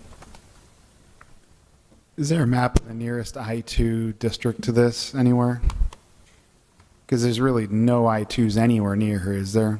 There is no I-2 in the immediate vicinity. This is not showing the larger corridor, but the corridor is mostly commercial and zoned MX3. And then there's, as you go further out, there's more low-density residential. So there is no industrial zoning within anywhere in close proximity to the subject property. And you really, I mean, just up the street here, you have a school, then new townhomes that just went in, and down you have a strip mall, and then across the way is Hy-Vee and everything. So this would be completely out of character of this neighborhood as it's developing, right? The mobile home park's the last thing that it isn't on that path. So I guess the next question is, in this is one of those situations, right, where they have to be denied here in order to get a alternative use or use variance approval, is that right? So That's- denying here is actually the best strategy for them if there is support for this, is that right?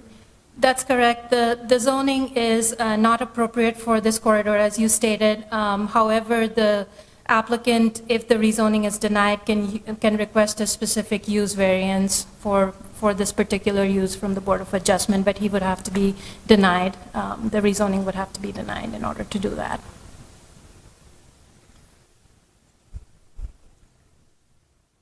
Thank you. I just also want to emphasize that the mobile park is gone. So it's no longer there. So it's going to be redeveloped. So this is probably an older picture.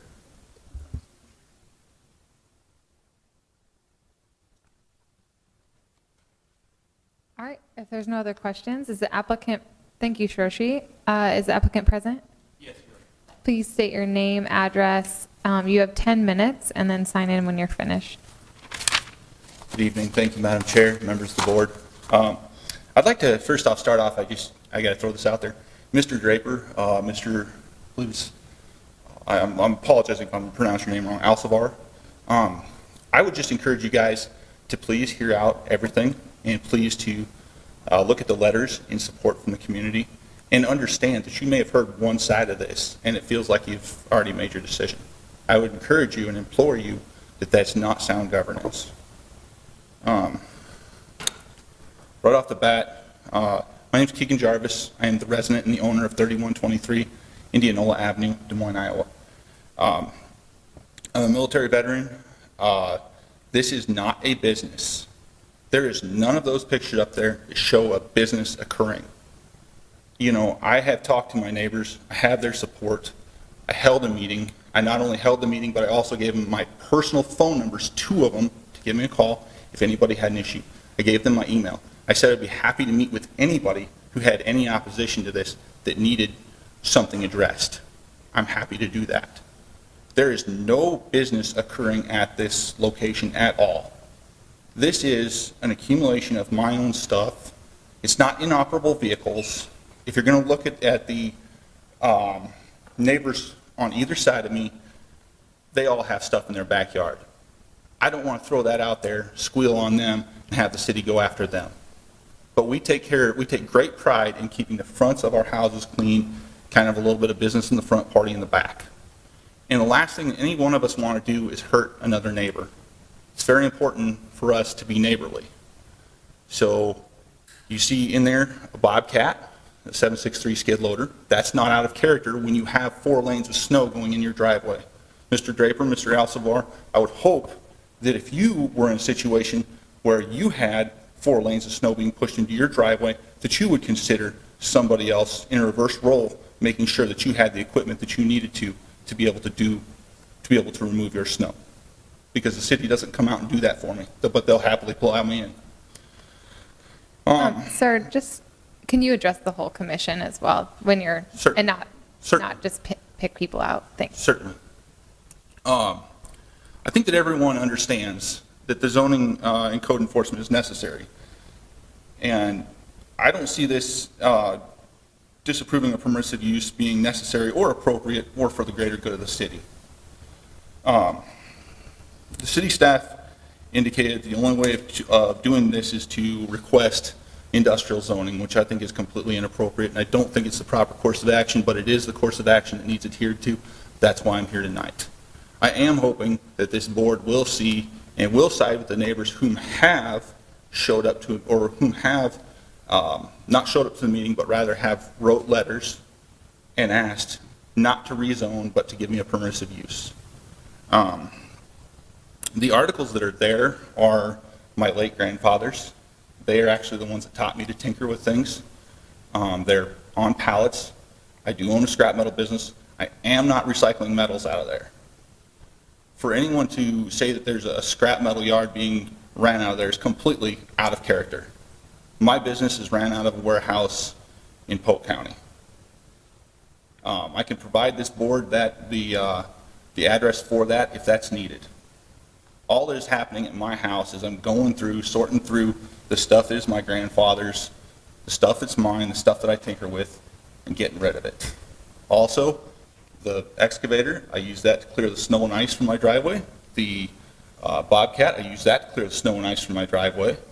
I use the excavator and the Bobcat to, this is not a huge excavator either. We're not talking about something to dig in large culverts or something with. This is a very small one. These are things I use to clear debris on my property. There is a number of trees. There's a number of things when the snow, or when the storms leave tree debris everywhere.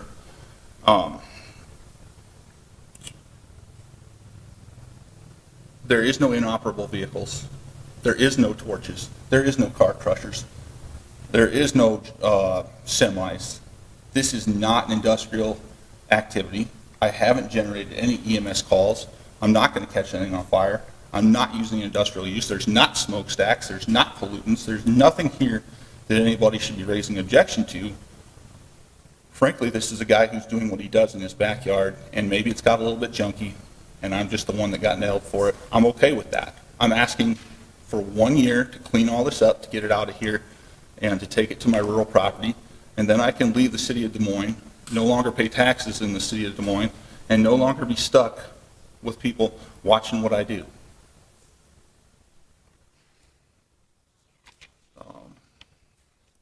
You know, this whole thing generates a fair amount of distrust within the city of Des Moines, that the neighbors, all the neighbors see is you guys accusing me, or I'm sorry, is the city staff accusing me of running a junkyard out of there, which is clearly not the case.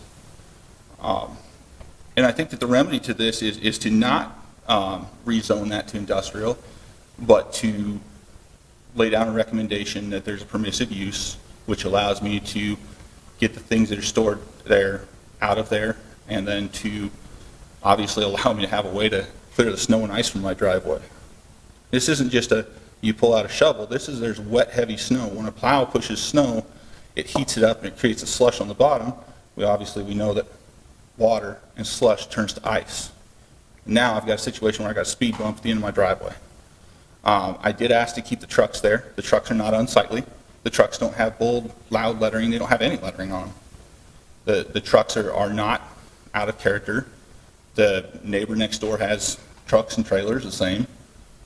3115 and 3105, if you look at that picture up there, have at least as much stuff in their backyard as I do.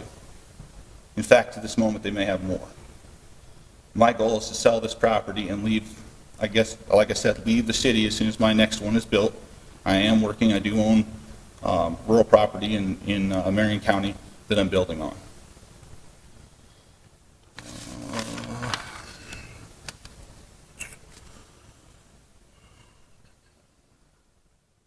State of Iowa recently passed legislation. I don't know if this board is familiar with the Iowa Code 414.33. It's the Home-Based Business Fairness and Freedom Act. Essentially what that says is that it's a direct attempt on the part of the state legislature to restrict and nullify cities' attempts to enforce zoning on small home businesses. I'm not running a business out of my yard. I don't know if there would be legal grounds. I'm not an attorney. I may have to consult one if I have no other choice, and then litigate this in court, drag it out for 2 years, in which case I'm going to be out of Des Moines anyway. That may be an avenue if I have no other choice, but that's certainly not what I want, certainly not what the neighbors expect of this board. Again, there's no inoperable vehicles. There's no automotive recycling. This is just simply me taking things that are my grandfather's and mine and getting rid of the things that don't matter and then placing the other things to go to my rural property. And I want that all cleaned out just as bad as probably every member of this board. And it'll leave my property looking a lot cleaner than any of the others around me. I think that's all I've got for this board. I do apologize for any frustration or contention with any of you guys, and I appreciate you guys hearing me out. And I would ask that anybody keep an open mind and try to place themselves in the position that I'm in. I would also ask that you guys would really please read through and try to hear the emotion in those letters the neighbors are asking you guys legitimately from the bottoms of their hearts. Maybe, and I spoke with those neighbors when they drafted those letters and helped some of them draft those letters. I mean, those are authentically their words, but I did speak with them and ask them that we don't need to be, there was cuss words and things that they wanted to put in there. And I said, guys, I said, this is not healthy. I said, we need to capture your emotion, and we need to give that to the board so they can understand the passion in this, but we need to make sure that we don't direct attacks, that we're not profane, that we're not abusive, that we're not hateful, because that's not who we are. We're all good people. We all want the same thing, and we would hope that other people, as people, would do the same thing that they want done to themselves. And that's all I ask. Thank you. I do think, yeah, you can go. I'd like to make sure that there's a clarification here, because it appears we are actually on some level aggressively agreeing. This is a odd little loophole issue we see routinely. You have actually literally just agreed with what I advocate as a point. I'm aggressively agreeing with you. There's a step here that we have to step through. My point was, it's confusing, seems like it makes no sense. However, you have requested that we do what I recommended we do in order to allow you to do what you want to do. Yes. I apologize, Mr. Draper, for any It's misplaced Doctor, anger. and yes, we are actually in agreement with you, trying to help you in an environment where this is confusing. We're trying to help. I'm certainly very thankful, and I do apologize for open mouth, insert foot there. I'm thankful, and that's the message I intend to convey to this. We're looking to help you. We want you to help you here. We want to get you what you're needing. I love it. I love it. So what Chris is saying is, so sometimes you said you didn't want this to even be rezoned. No. We don't actually have the authority to do what you're asking. Okay. That's a different board. Right. So Jason can explain it better. Yeah, I mean, if this commission is charged with making a recommendation to the city council on amendments to the land use map and the rezoning, we have no authority over enforcement and the interpretation of 134. So Okay. those arguments don't help us in this proceeding, because we are looking at the map, which to answer your question earlier, it's at least 1.5 miles, if not further, before you find industrial zoning. From a long-term perspective, what you've heard from staff and what I think you might have gathered from Chris's comments is that this is not a spot that makes sense for industrial development long-term, whether now or long-term. So that's what this group is doing. They're making a recommendation. If you have issue with the zoning enforcement officer's interpretation, you need to handle that. You can appeal their interpretation to the board. You can also, as Chris has mentioned, and Emily did as well, that a use variance is a process that you can't seek until after you have, from the zoning board of adjustment, which is a different group, until you've tried to rezone your property. So my apologies on this. I have been misled by the city staff, and this was something. Well, that was- I don't know that I would say you've been misled. They've given you a path to rectify the violation. I don't think that's for us to say whether, They told me that this board had to speak and had to deny it, but they also said that this board has the authority to make a recommendation on my behalf. It doesn't sound like, if I'm understanding this right, it does not sound like you guys have the authority to make the recommendation on my behalf. This board is charged with making recommendations to the city council. I think there's just a misunderstanding in your conversation with the enforcement staff. Half of them didn't know what was going on. This was the one path that was given to me to get this corrected. Sure. And if there's a better path, is there somebody in this room, perhaps a city employee or city official, that could help me to get the appropriate path? Well, The last thing I want to do is go to the wrong board. We can talk to you after the meeting. I mean, what's before the commission is just to make a recommendation on amending the land use plan and the rezoning. But ultimately, enforcement's not anybody here's purview. Understandable. I know that Jason's often, we're sometimes at odds. You are on the right path. Okay. You've been advised correctly. This is the best way to go. Okay. This is your only path. Okay. They have helped you and been straightforward with you and given you the most efficient way to get what you want right now. Okay. This is a step we have to take. Understandable. It's in a confusing situation. If I was in your situation, I'd be confused too. Okay. It makes no sense. That's why we're trying to be very clear. You're on the right path. Okay. Let us vote the right way for you, get you going, talk to the next group that can solve the problem fully, and you'll be awesome. Roger that. That's Is the there- path. Can you guys identify what that next, or somebody will maybe before the end of the night? As soon as we do the piece here, they will next tell you, show up at this time, give them this piece of paper, and off we go. We can, one of our staff people can talk to you on the way out. Certainly. About the rest of your process for the rezoning and remedy options. I mean, we don't make decisions for the council or the zoning board of adjustment. I just want to make that clear. I appreciate that. Yeah, so we're not making any promises, but this is the first step on the path. Absolutely. I appreciate that, and my apology for any displaced anger towards anybody, and thank you guys again for helping me out in the right direction. Yeah, thank you. Were there questions? Okay. Is there anyone in the audience who wishes to speak in favor of this item? Anyone against this item or neutral? And there's no rebuttal, I assume? Okay. So I'll close the public hearing, and what do you want to do? Move staff, please. Thank you. All in favor of moving staff, please raise your right hand. Motion carries. All right, so, yeah, just talk to Bert on your way out. Thank you again. All right, thank you. Our final item of the evening is number 7. And this is a request from the Oaks on Fleur, represented by Adam Stiernan, for review and approval of public hearing site plan, the Oaks on Fleur, for the following type 2 design alternatives, A through F. And Sarah will be presenting. I think it's her first time. So welcome, Sarah, to presenting. Good evening, everyone. I'm Sarah Hutchinson. I'm one of the city planners, and I will be talking about item number 7 tonight. So this is for the site plan Oaks on Fleur. This is in the vicinity of 3020 Fleur Drive, zoned NX1. As you can see, we have quite a few type 2 design alternatives, so I will make sure I go through those, giving you a little bit of context as I go through. The first item is requesting a waiver of one of the public sidewalk connections. This is at the northeast corner. Item B is going to be about the width of the number of units allowed with a row building in the zoning. So that's a request to increase the number of allowed units. C through E are all related to reducing required setbacks.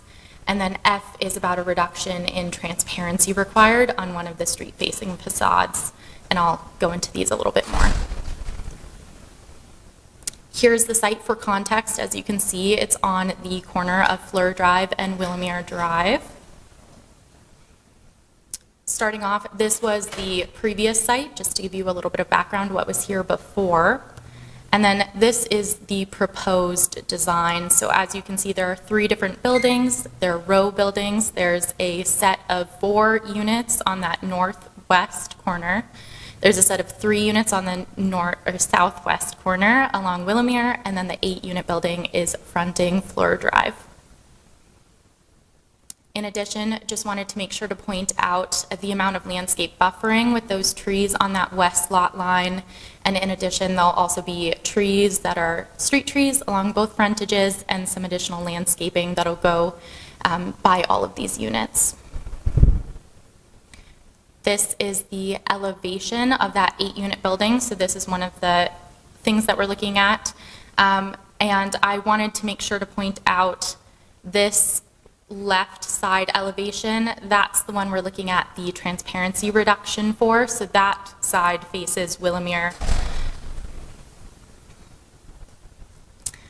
This was sent in by the applicant, but this is essentially what the site looks like now. You can see along Fleur Drive, the city has been doing work. They recently added in that public sidewalk and then a retaining wall. When we're talking about the public sidewalk connection, we're looking at this northeast corner where this wall is. And as you can see here, we have just kind of the basics from our engineering team of what that wall looks like in that area. And then this was also provided as an exhibit from the applicant. This shows what that northeast connection from the private sidewalk near that corner of the 8-unit building would look like with a staircase down to that public sidewalk.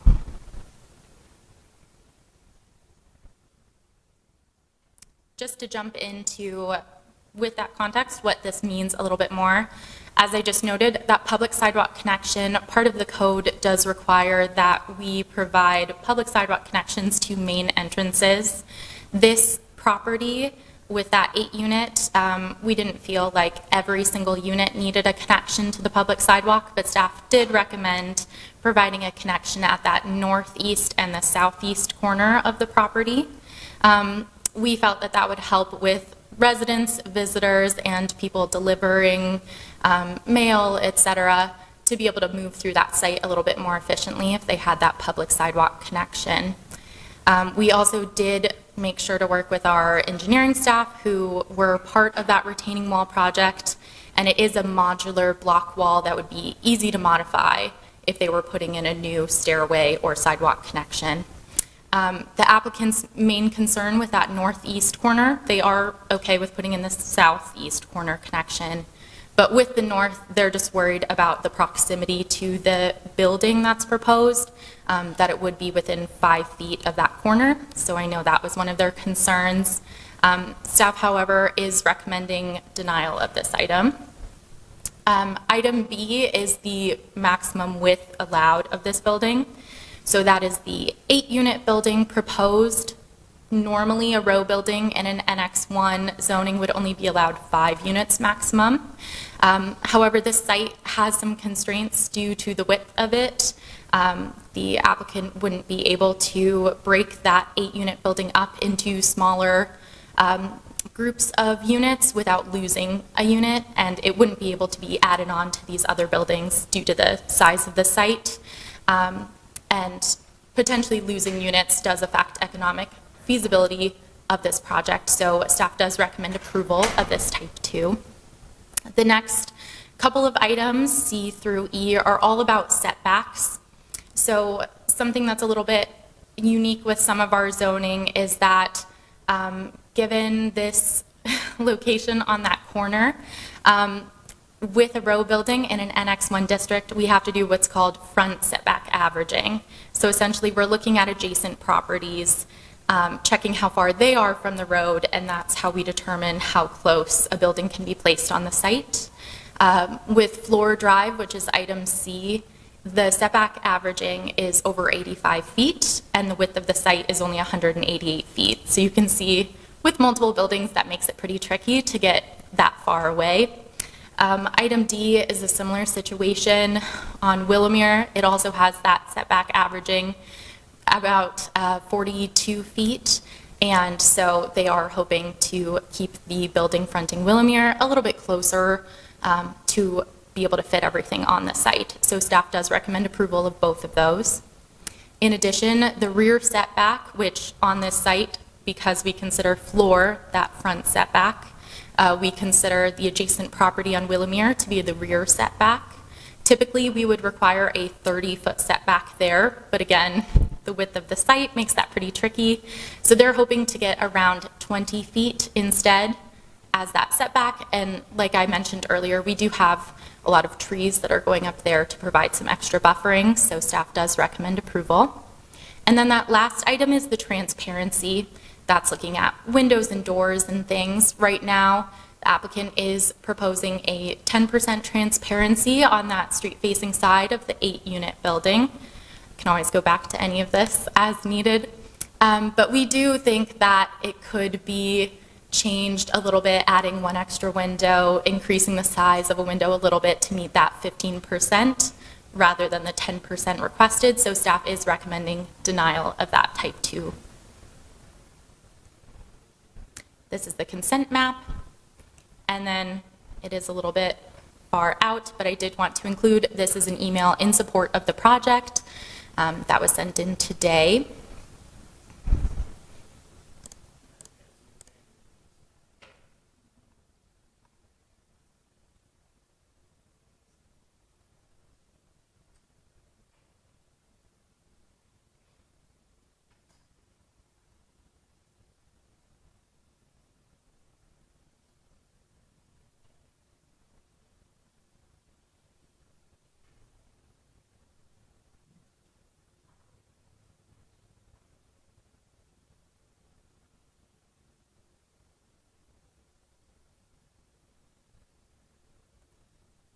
that's all I have. So if you have any questions for me, I'm happy to answer them.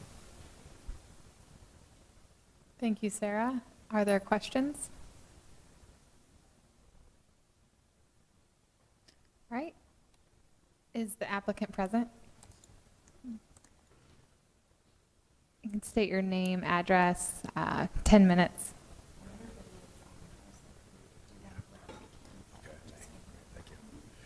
I'm Adam Sarin, 3315 Wago Court. Thank you, Sarah. You did a wonderful job for your first time presenting.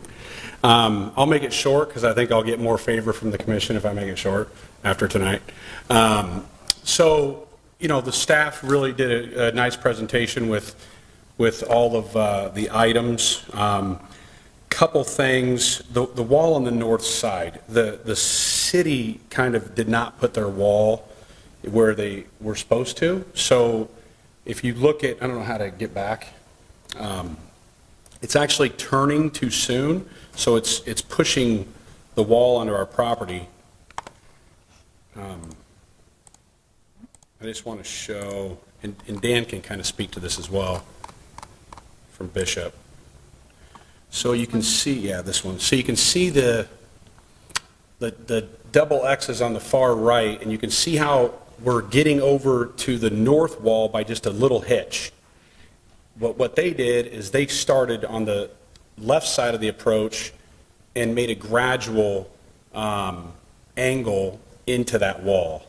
And I show here, you can see how they did this gradual angle versus following this sidewalk and then turning in to this wall here. So what that's doing, it's pushing these set of stairs way back into here. So we've tried to do it, and I'll let Dan speak on it. And I actually have the wall opened up in that area just in case. But anyway, the city didn't follow this plan that was given to us. So that's the north stairs. The transparency, you know, if we could split it in the middle, and maybe, I don't know if we can do that here, if we can go to like a 12.5 on the transparency instead of the 15, that would be helpful. This is where the stairs are. The stairwell is on this south side, so it's difficult to just get these windows in here. We can increase size, but then I think sometimes aesthetically that just, you know, you've got a garage and you've got a stairwell. So I'm fine with increasing transparency. It's just that we've got a garage and a stairwell. So if we can kind of try to meet in the middle on that transparency, that'd be great. And the other ones on the setbacks, you know, we've got the oak tree. It's the oaks on Fleur. So everything on this site is designed around the, you know, keeping this tree. It's a 150-year-old tree. We've done some demo on the site, and it's still living very vibrantly. So I've met with the arborist. We're able to save it. So these setbacks are all based upon the beautiful tree.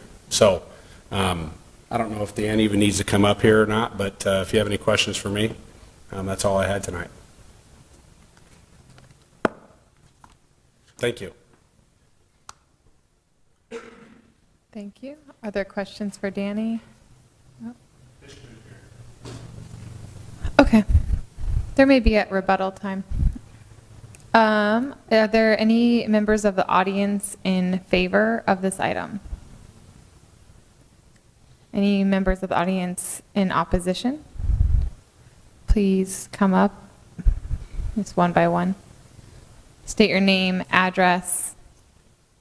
You have 5 minutes. Sign in when you're done. I think you probably heard me say it 100 times. That's okay. So it's good to have a reminder. My name is Tony Gardner, 2118 Willamere Drive, the property just south to, on the other side of Willamere from here. So it's good to see you all again. Neighborhood residents and I stood before you back in January, and we voiced our concerns about the proposed development. And now it's important to note that, as we stated at this time, and we still stand by it, we are not opposed to development of this lot. We are, however, opposed to a development that will forever change the character and the historical aesthetics of our neighborhood. We are talking about building a 3-story building on an elevated surface next to single-level homes. So back at that January meeting, you heard our concerns. You felt the residents' energy and vigor as we protested this development. You voted with us to help protect our neighborhood and the charm we fell in love with when we moved there. Unfortunately, a few months later, the issue went to City Council where they chose to ignore the residents' concerns. They disregarded the over 800 signatures in opposition we provided to them. They completely ignored the fact that the Iowa Supreme Court has deemed this type of spot zoning illegal, and they belittled and disrespected the Planning Commission by overruling your recommendation. So since the time City Council overturned your recommendation, city planners have sent 3 letters to the developer. Each of those letters touched on many concerns, including several we are addressing tonight. The project has consistently been asking for more than is allowed. It required 42-foot setback on Willamere, and the developer wants 12. An 87-foot setback on Fleur, and the developer wants 20. So let me put this into perspective for you. Old West Mexican Restaurant on Fleur Drive, it's a wonderful place. If you have ever been there, you know how close it sits to Fleur Drive. Sitting by the windows, it feels as if any vehicle that goes down Fleur could potentially hit you. Old West Mexican Restaurant sits 33 feet off of Fleur. This proposal is 13 feet closer than that. So each letter asks the developer to add the building height to the site plan as a dimension and a number of stories. With multiple blueprints submitted, the actual height has never been included. This is nearly a year in the works, and to my knowledge, not once has he put in writing how tall the actual building will be. In the July 29th letter, the city states, it appears there are 12 trees over 12 inches in caliper that are being removed on this site. Provide a tree mitigation table that shows the quantity of trees to be removed as well as the quantity of replacement trees. Even though this statement was in the previous letters to the developer, it evidently went unnoticed as every one of those trees were removed several weeks prior. Both the May 10th and July 29th letter mentioned the grade of the driveway, stating, and I quote, as previously noted, proposed grading of the driveway at a public sidewalk is concerning. Slopes of 15 to 20% after a sidewalk will result in vehicles bottoming out. With this not being revised, the designer acknowledges risks of problems with vehicles entering and exiting the site. Again, no changes were made to that 19.8% grade to address this concern. The developer is literally accepting risk to damage personal property rather than fixing something the city told him is going to be a problem. The scope creep of this project is absolutely absurd. Even when the designer was looking to erect a monument sign for the property, he was seeking to install a sign that was quite literally 90% larger than what the city code allows. This P&Z commission recently approved the Pinnacle on Fleur.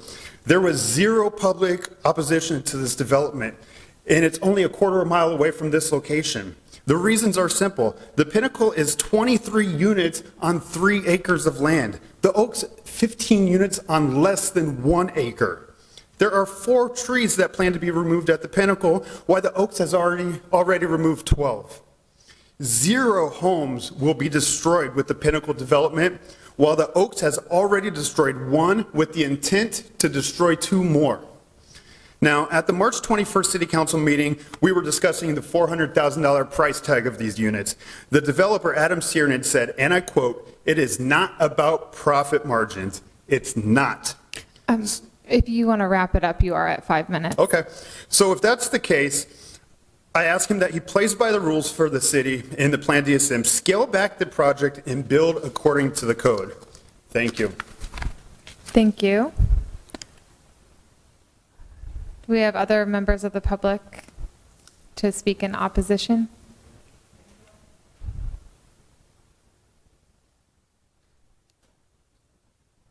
Okay. Name, address, 5 minutes, and sign in. Thank you. My name is Dave Nicoletto. I live at 2119 Willamere Drive on the adjoining property directly to the west of the site plan. And I'll echo some of what Tony said. This type of development does not fit the character of the neighborhood, which is single-family dwellings. If we look at the specific request for deviation, waiver of the requirement to provide a sidewalk connection on the southeast side of the property will affect public safety as Fleur Drive and Willamette Drive are busy streets. Allowing the development to be set so close to Fleur Drive, a 20-foot setback rather than the average of 87.5 feet, will detract from the overall look of the area, and allowing the 20.37-foot rear setback where a setback of 30 foot is required sets the building too close to the property to the west, which is my home.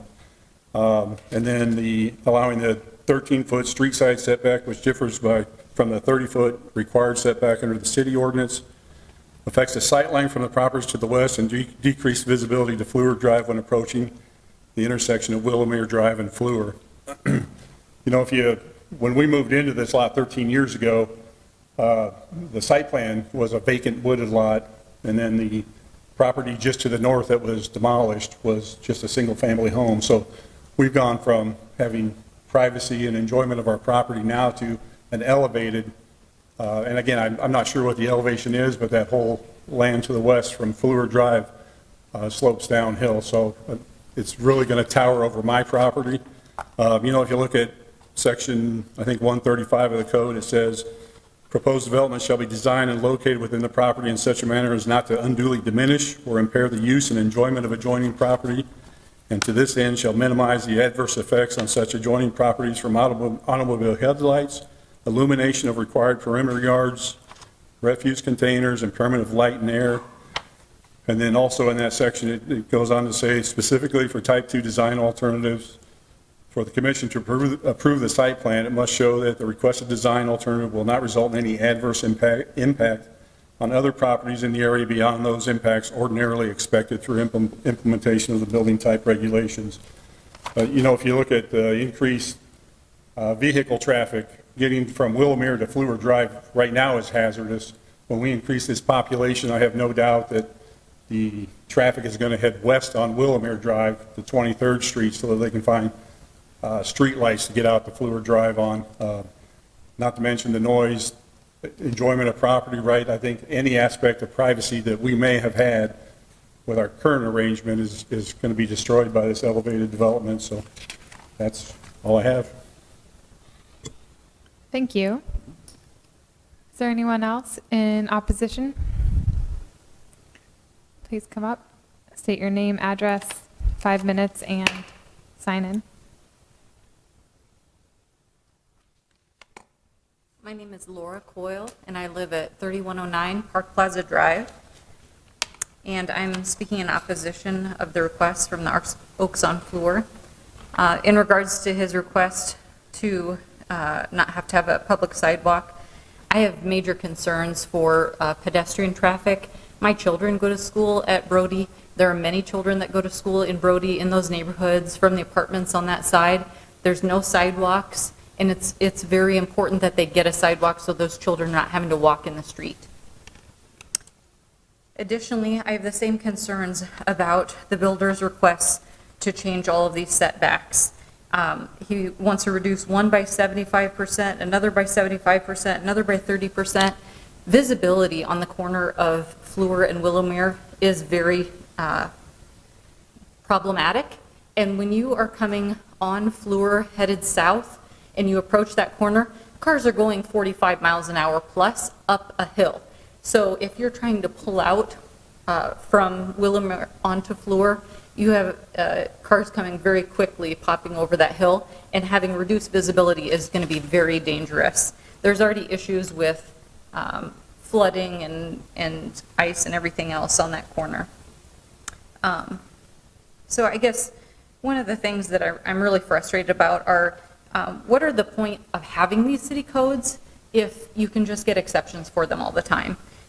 They're in place for a reason, and this builder knew these city codes when he took on this project, and he seems to be depending on getting exemptions for everything to be able to do whatever he wants to his own financial advantage without, I don't see any significant benefit to our neighborhood or to the city, to our residents. I don't understand why these exceptions keep being granted.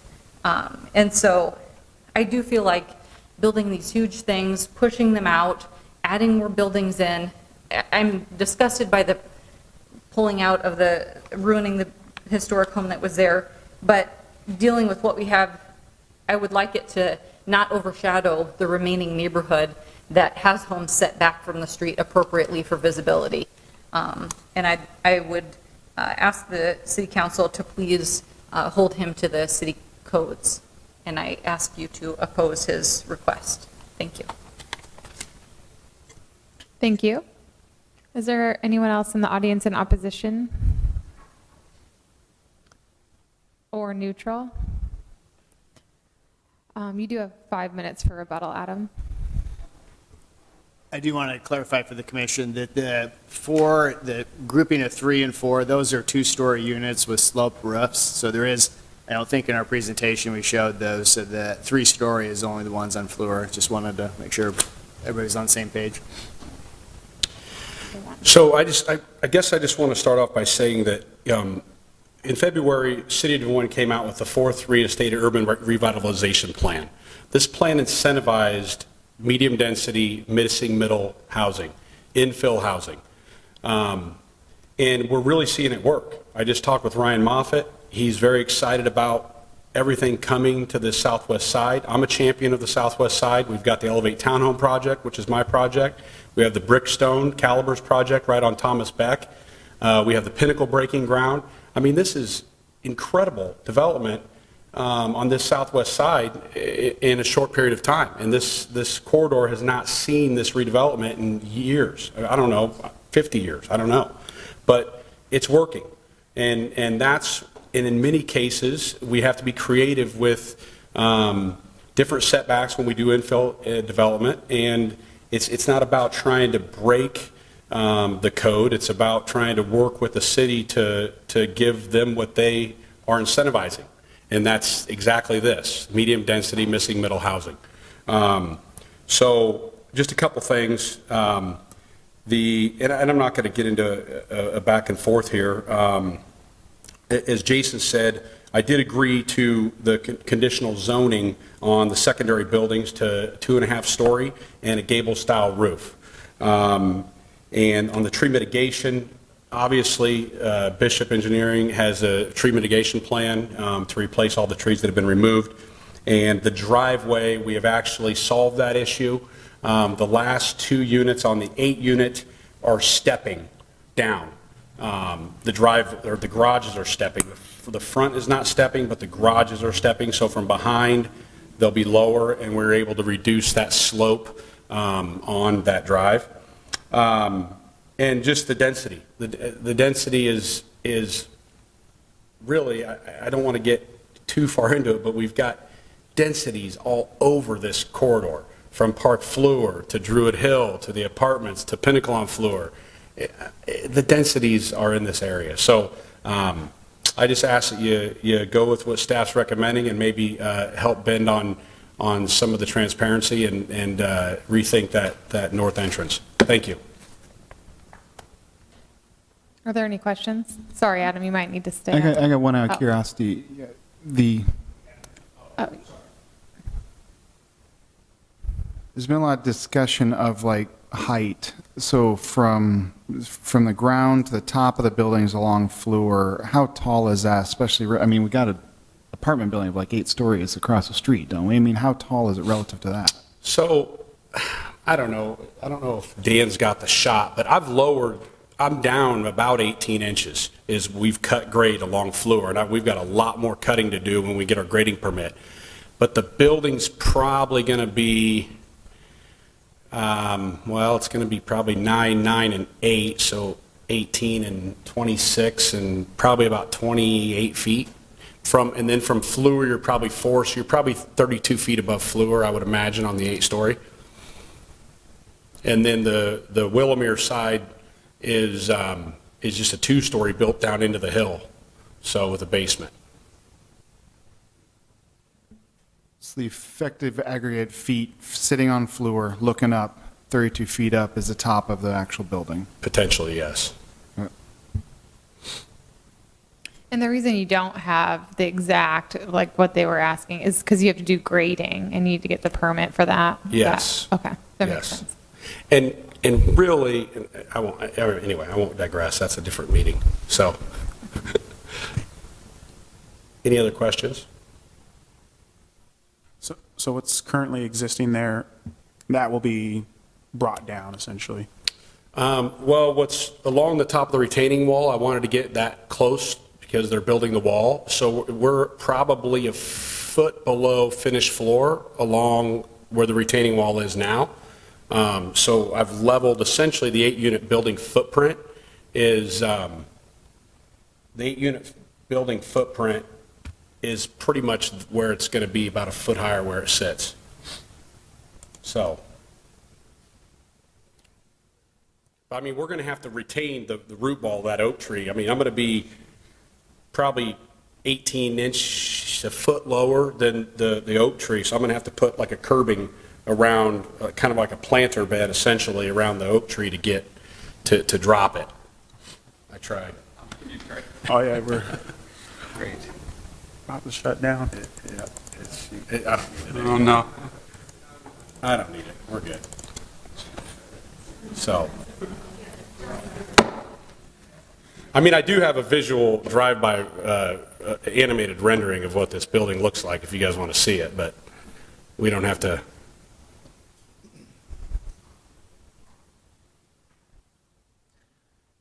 Can you run us through why we can't meet the 5-unit massing on this building? I mean, you know, the 5-unit is financial. I mean, you know, the density on here, it has to, I need this density. I mean, the city approved, I think, up to 15 units, or I think they approved maybe 15, Jason? Yeah, the zoning condition was no more than 15 household units shall be developed.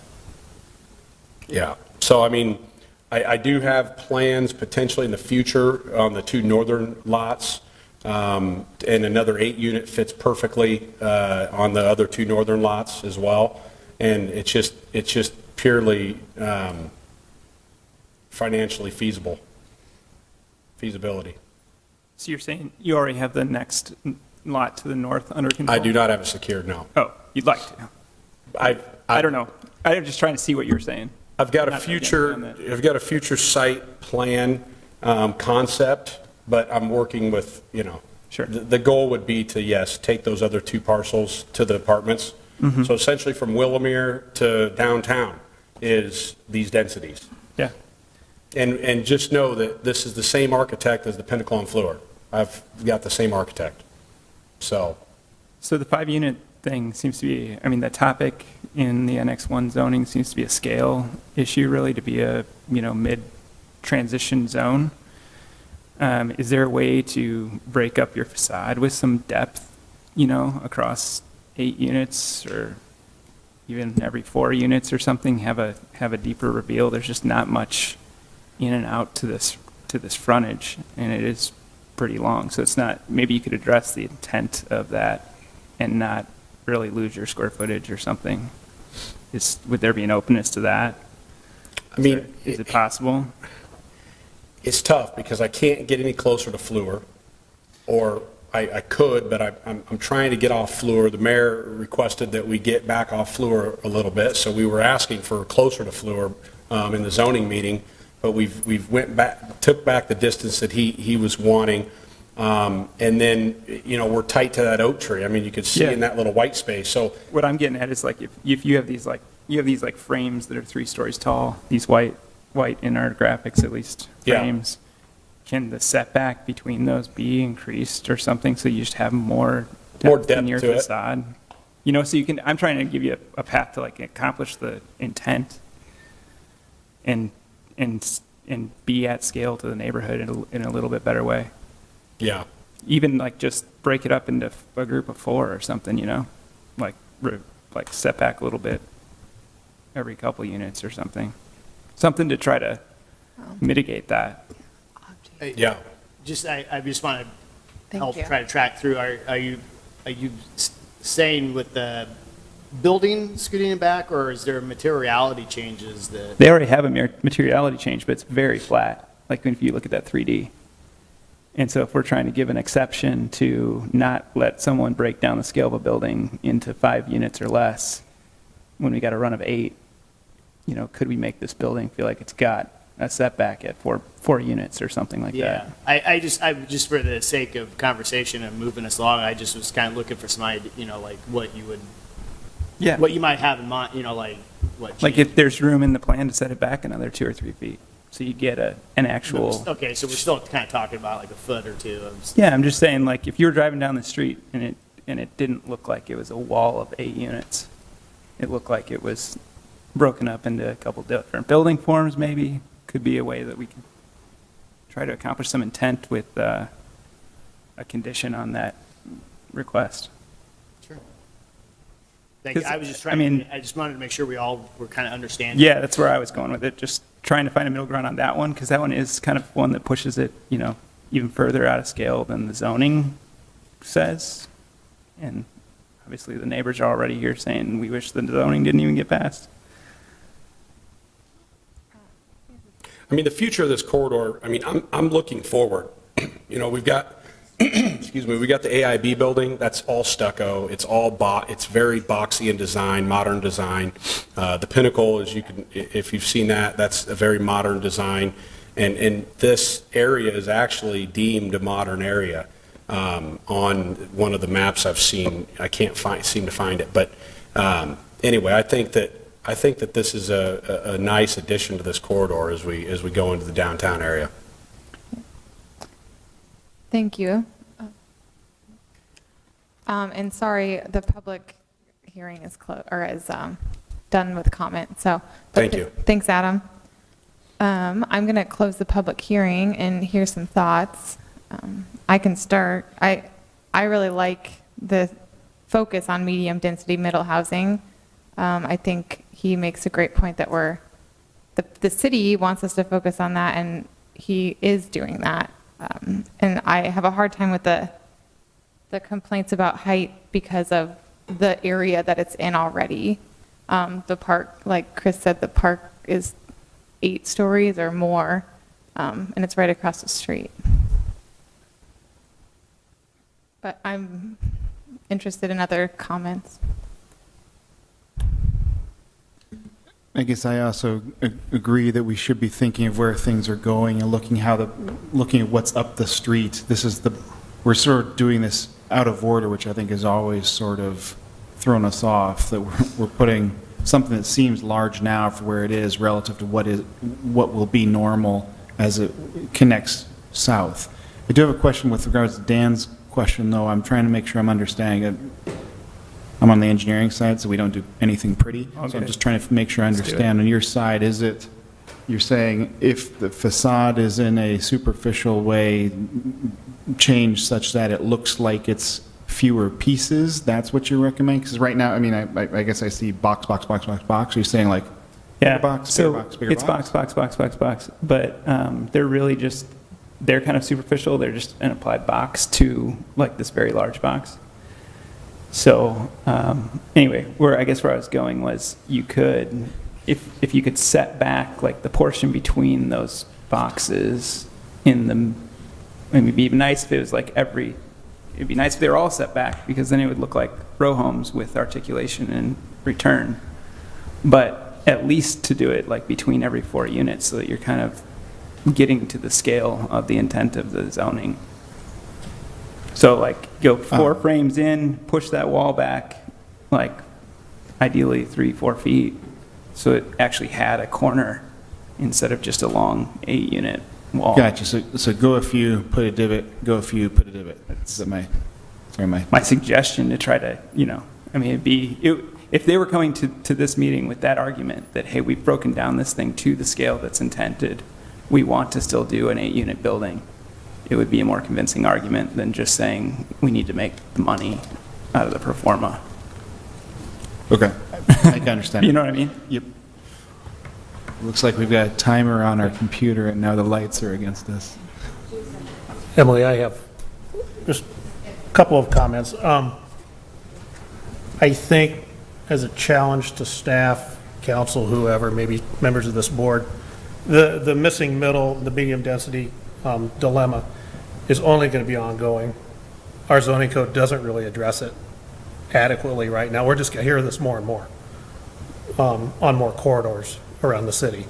So I think we need to figure out a way that the code can be, we can be advised on how to address this in the future so we don't have projects with 12 requests for type 2 design amendments. I'm concerned when we as a board and staff view things from an economic viability standpoint for justification for type 2 design amendments. That's a slippery slope going forward. Anybody can come in and say, you've allowed economic viability to be the justification for type 2 design amendments. Why don't I get that? That concerns me. I think day one, this is going to appear to be very, very on top of Fleur Drive. It's going to feel very out of place. It'll feel very out of place for 5 years. But I think the neighborhood and the development will catch up to it to a point to where it may not feel out of place in the future. I don't think I really have a problem with that. The other issues I do have a problem with. Economic viability as a justification is something I can't get behind from a zoning perspective. The comment from one of the neighbors about the amount of traffic on Willamette and the fact that it goes into an arterial resonates with me, quite frankly. I see that there's one vehicular access to the whole property. There are ultimately 15 units, really close to Fleur Drive. So that, in terms of density, resonates with me as a problem.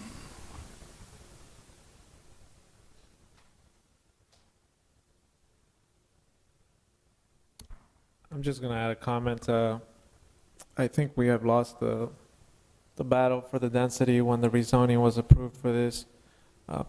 As one of the members, not the audience members today mentioned, the city council went against our recommendation. What I do have an issue with, not necessarily the setbacks, but the two other, the ones that staff are recommending denial. It sounds like the developer has come up with some solutions for the sidewalk connection, which is shown in the packet that we were provided. So I don't think that's going to be an issue. And then the other one was the south-facing facade for the 8-unit building, which I do believe that the 15% transparency, Jason, you can correct me if I'm wrong, it applies to the whole facade, right? It's that side facade, yeah. But the entire facade is not just the first 8 feet. Right. Okay, so there is room for that requirement to be met. Is it per level or across the whole facade?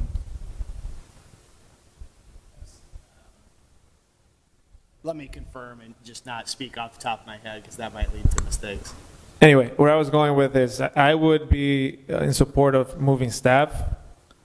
I don't know if there's a friendly amendment there somewhere for the facade. I cannot put those into words, but otherwise I would definitely like to move staff. I'll offer that up, that there be a condition placed on the reduced, let me just see which one it is, the increased amount of units grouped per building from 5 to 8, that the building would be articulated into a form that's at least smaller than 5 units width. I mean, I don't know, do you want me to put like a dimension on that or something for them? I'm sorry. Staff could do I'm it. trying to multitask. Sorry, I asked you 2 questions in 5 minutes. Let's go ahead and take care of your amendment is to have a setback and then, To provide a setback in the building that at least delineates the facade within that 5-unit size. yeah, so that would. And I could leave that- If we yeah. write it that way, that would be, because we have 8 units, just that way that's expressed, that could be, have 5, they're one way, and then 3, they're another. If your really intent is to maybe have 2, like maybe 2 on the end. Yeah, I mean, dreams come true, you just articulate 8 with corners and not just, layers of color. But I think what's fair to say would be 4 and 4, like an even distribution, but below the 5-unit scale. Okay. With a setback of at least 3 feet. I just want to, so, are we talking about 4 and 4? Or are we Sure. talking about every other? It can be 4 and 4. That's fair. I mean, that meets the intent, or at least tries to address the intent of the code. Okay. So at least one step, probably 4 and 4. Sure. Okay. But no more than 5 in a row. Yeah, I mean, just trying to, try to give it. Okay.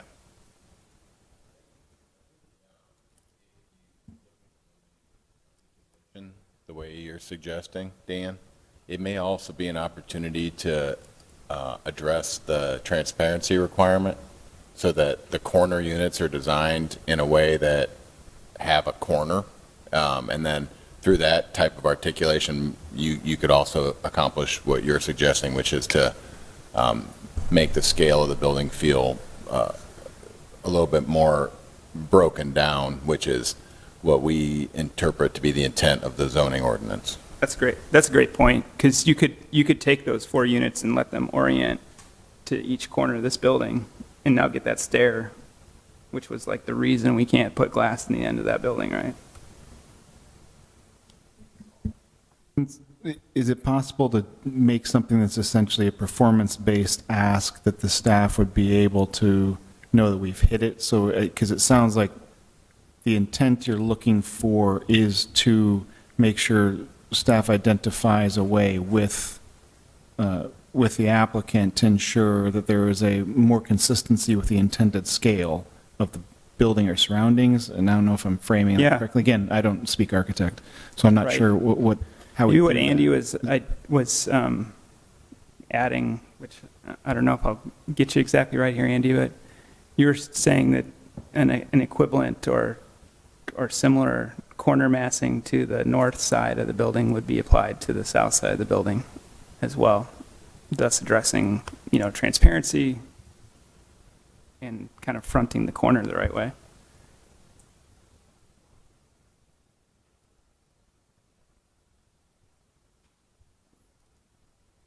I don't know. Do you want me to try to say it performatively? That's the only thing that's fair to them. I feel like I don't want to get like too specific either, because like, can't we have staff? Yeah, I think what you might do is your motion might include that there shall be setback articulation in the building that breaks it down to either 4x4 or similar type expression to the satisfaction of staff. Yeah.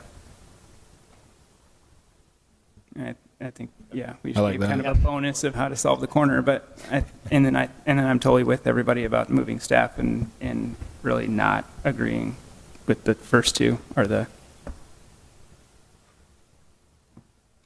Justin, do you accept that amendment? Or was it you motion? Oh, Johnny, do you accept that amendment? Yes. Kind of stated by Jason. Stated. Yes. Written by Jason, whatever he wrote there. Yeah. The beauty of these meetings being recorded is we all have it. So- perfect. So one question. So these adjustments, will they answer the concerns of the builder, staff, and the community? Like, do you guys feel like this is a happy medium, or can we open it back up to the floor? We can't open it back up because the hearing's closed. Okay. I think we are kind of assuming that they'll be able to solve that north stair, even though the applicant did explain that the retaining wall wasn't constructed exactly the same way, but I think that seems solvable to me. So I think we kind of just glossed over that. But if we accept the staff recommendation, we're requesting that stair be put in. Yeah, the design for the stair was provided with the site plan, so the solution is there. Right. All right, there's a motion on the floor from Johnny to move staff plus language that Jason reiterated for us. So all in favor, please raise your right hand. And all opposed, please raise your right hand. Motion carries. Thank you. Are there any staff or directors' reports? None, thank you. Thank you.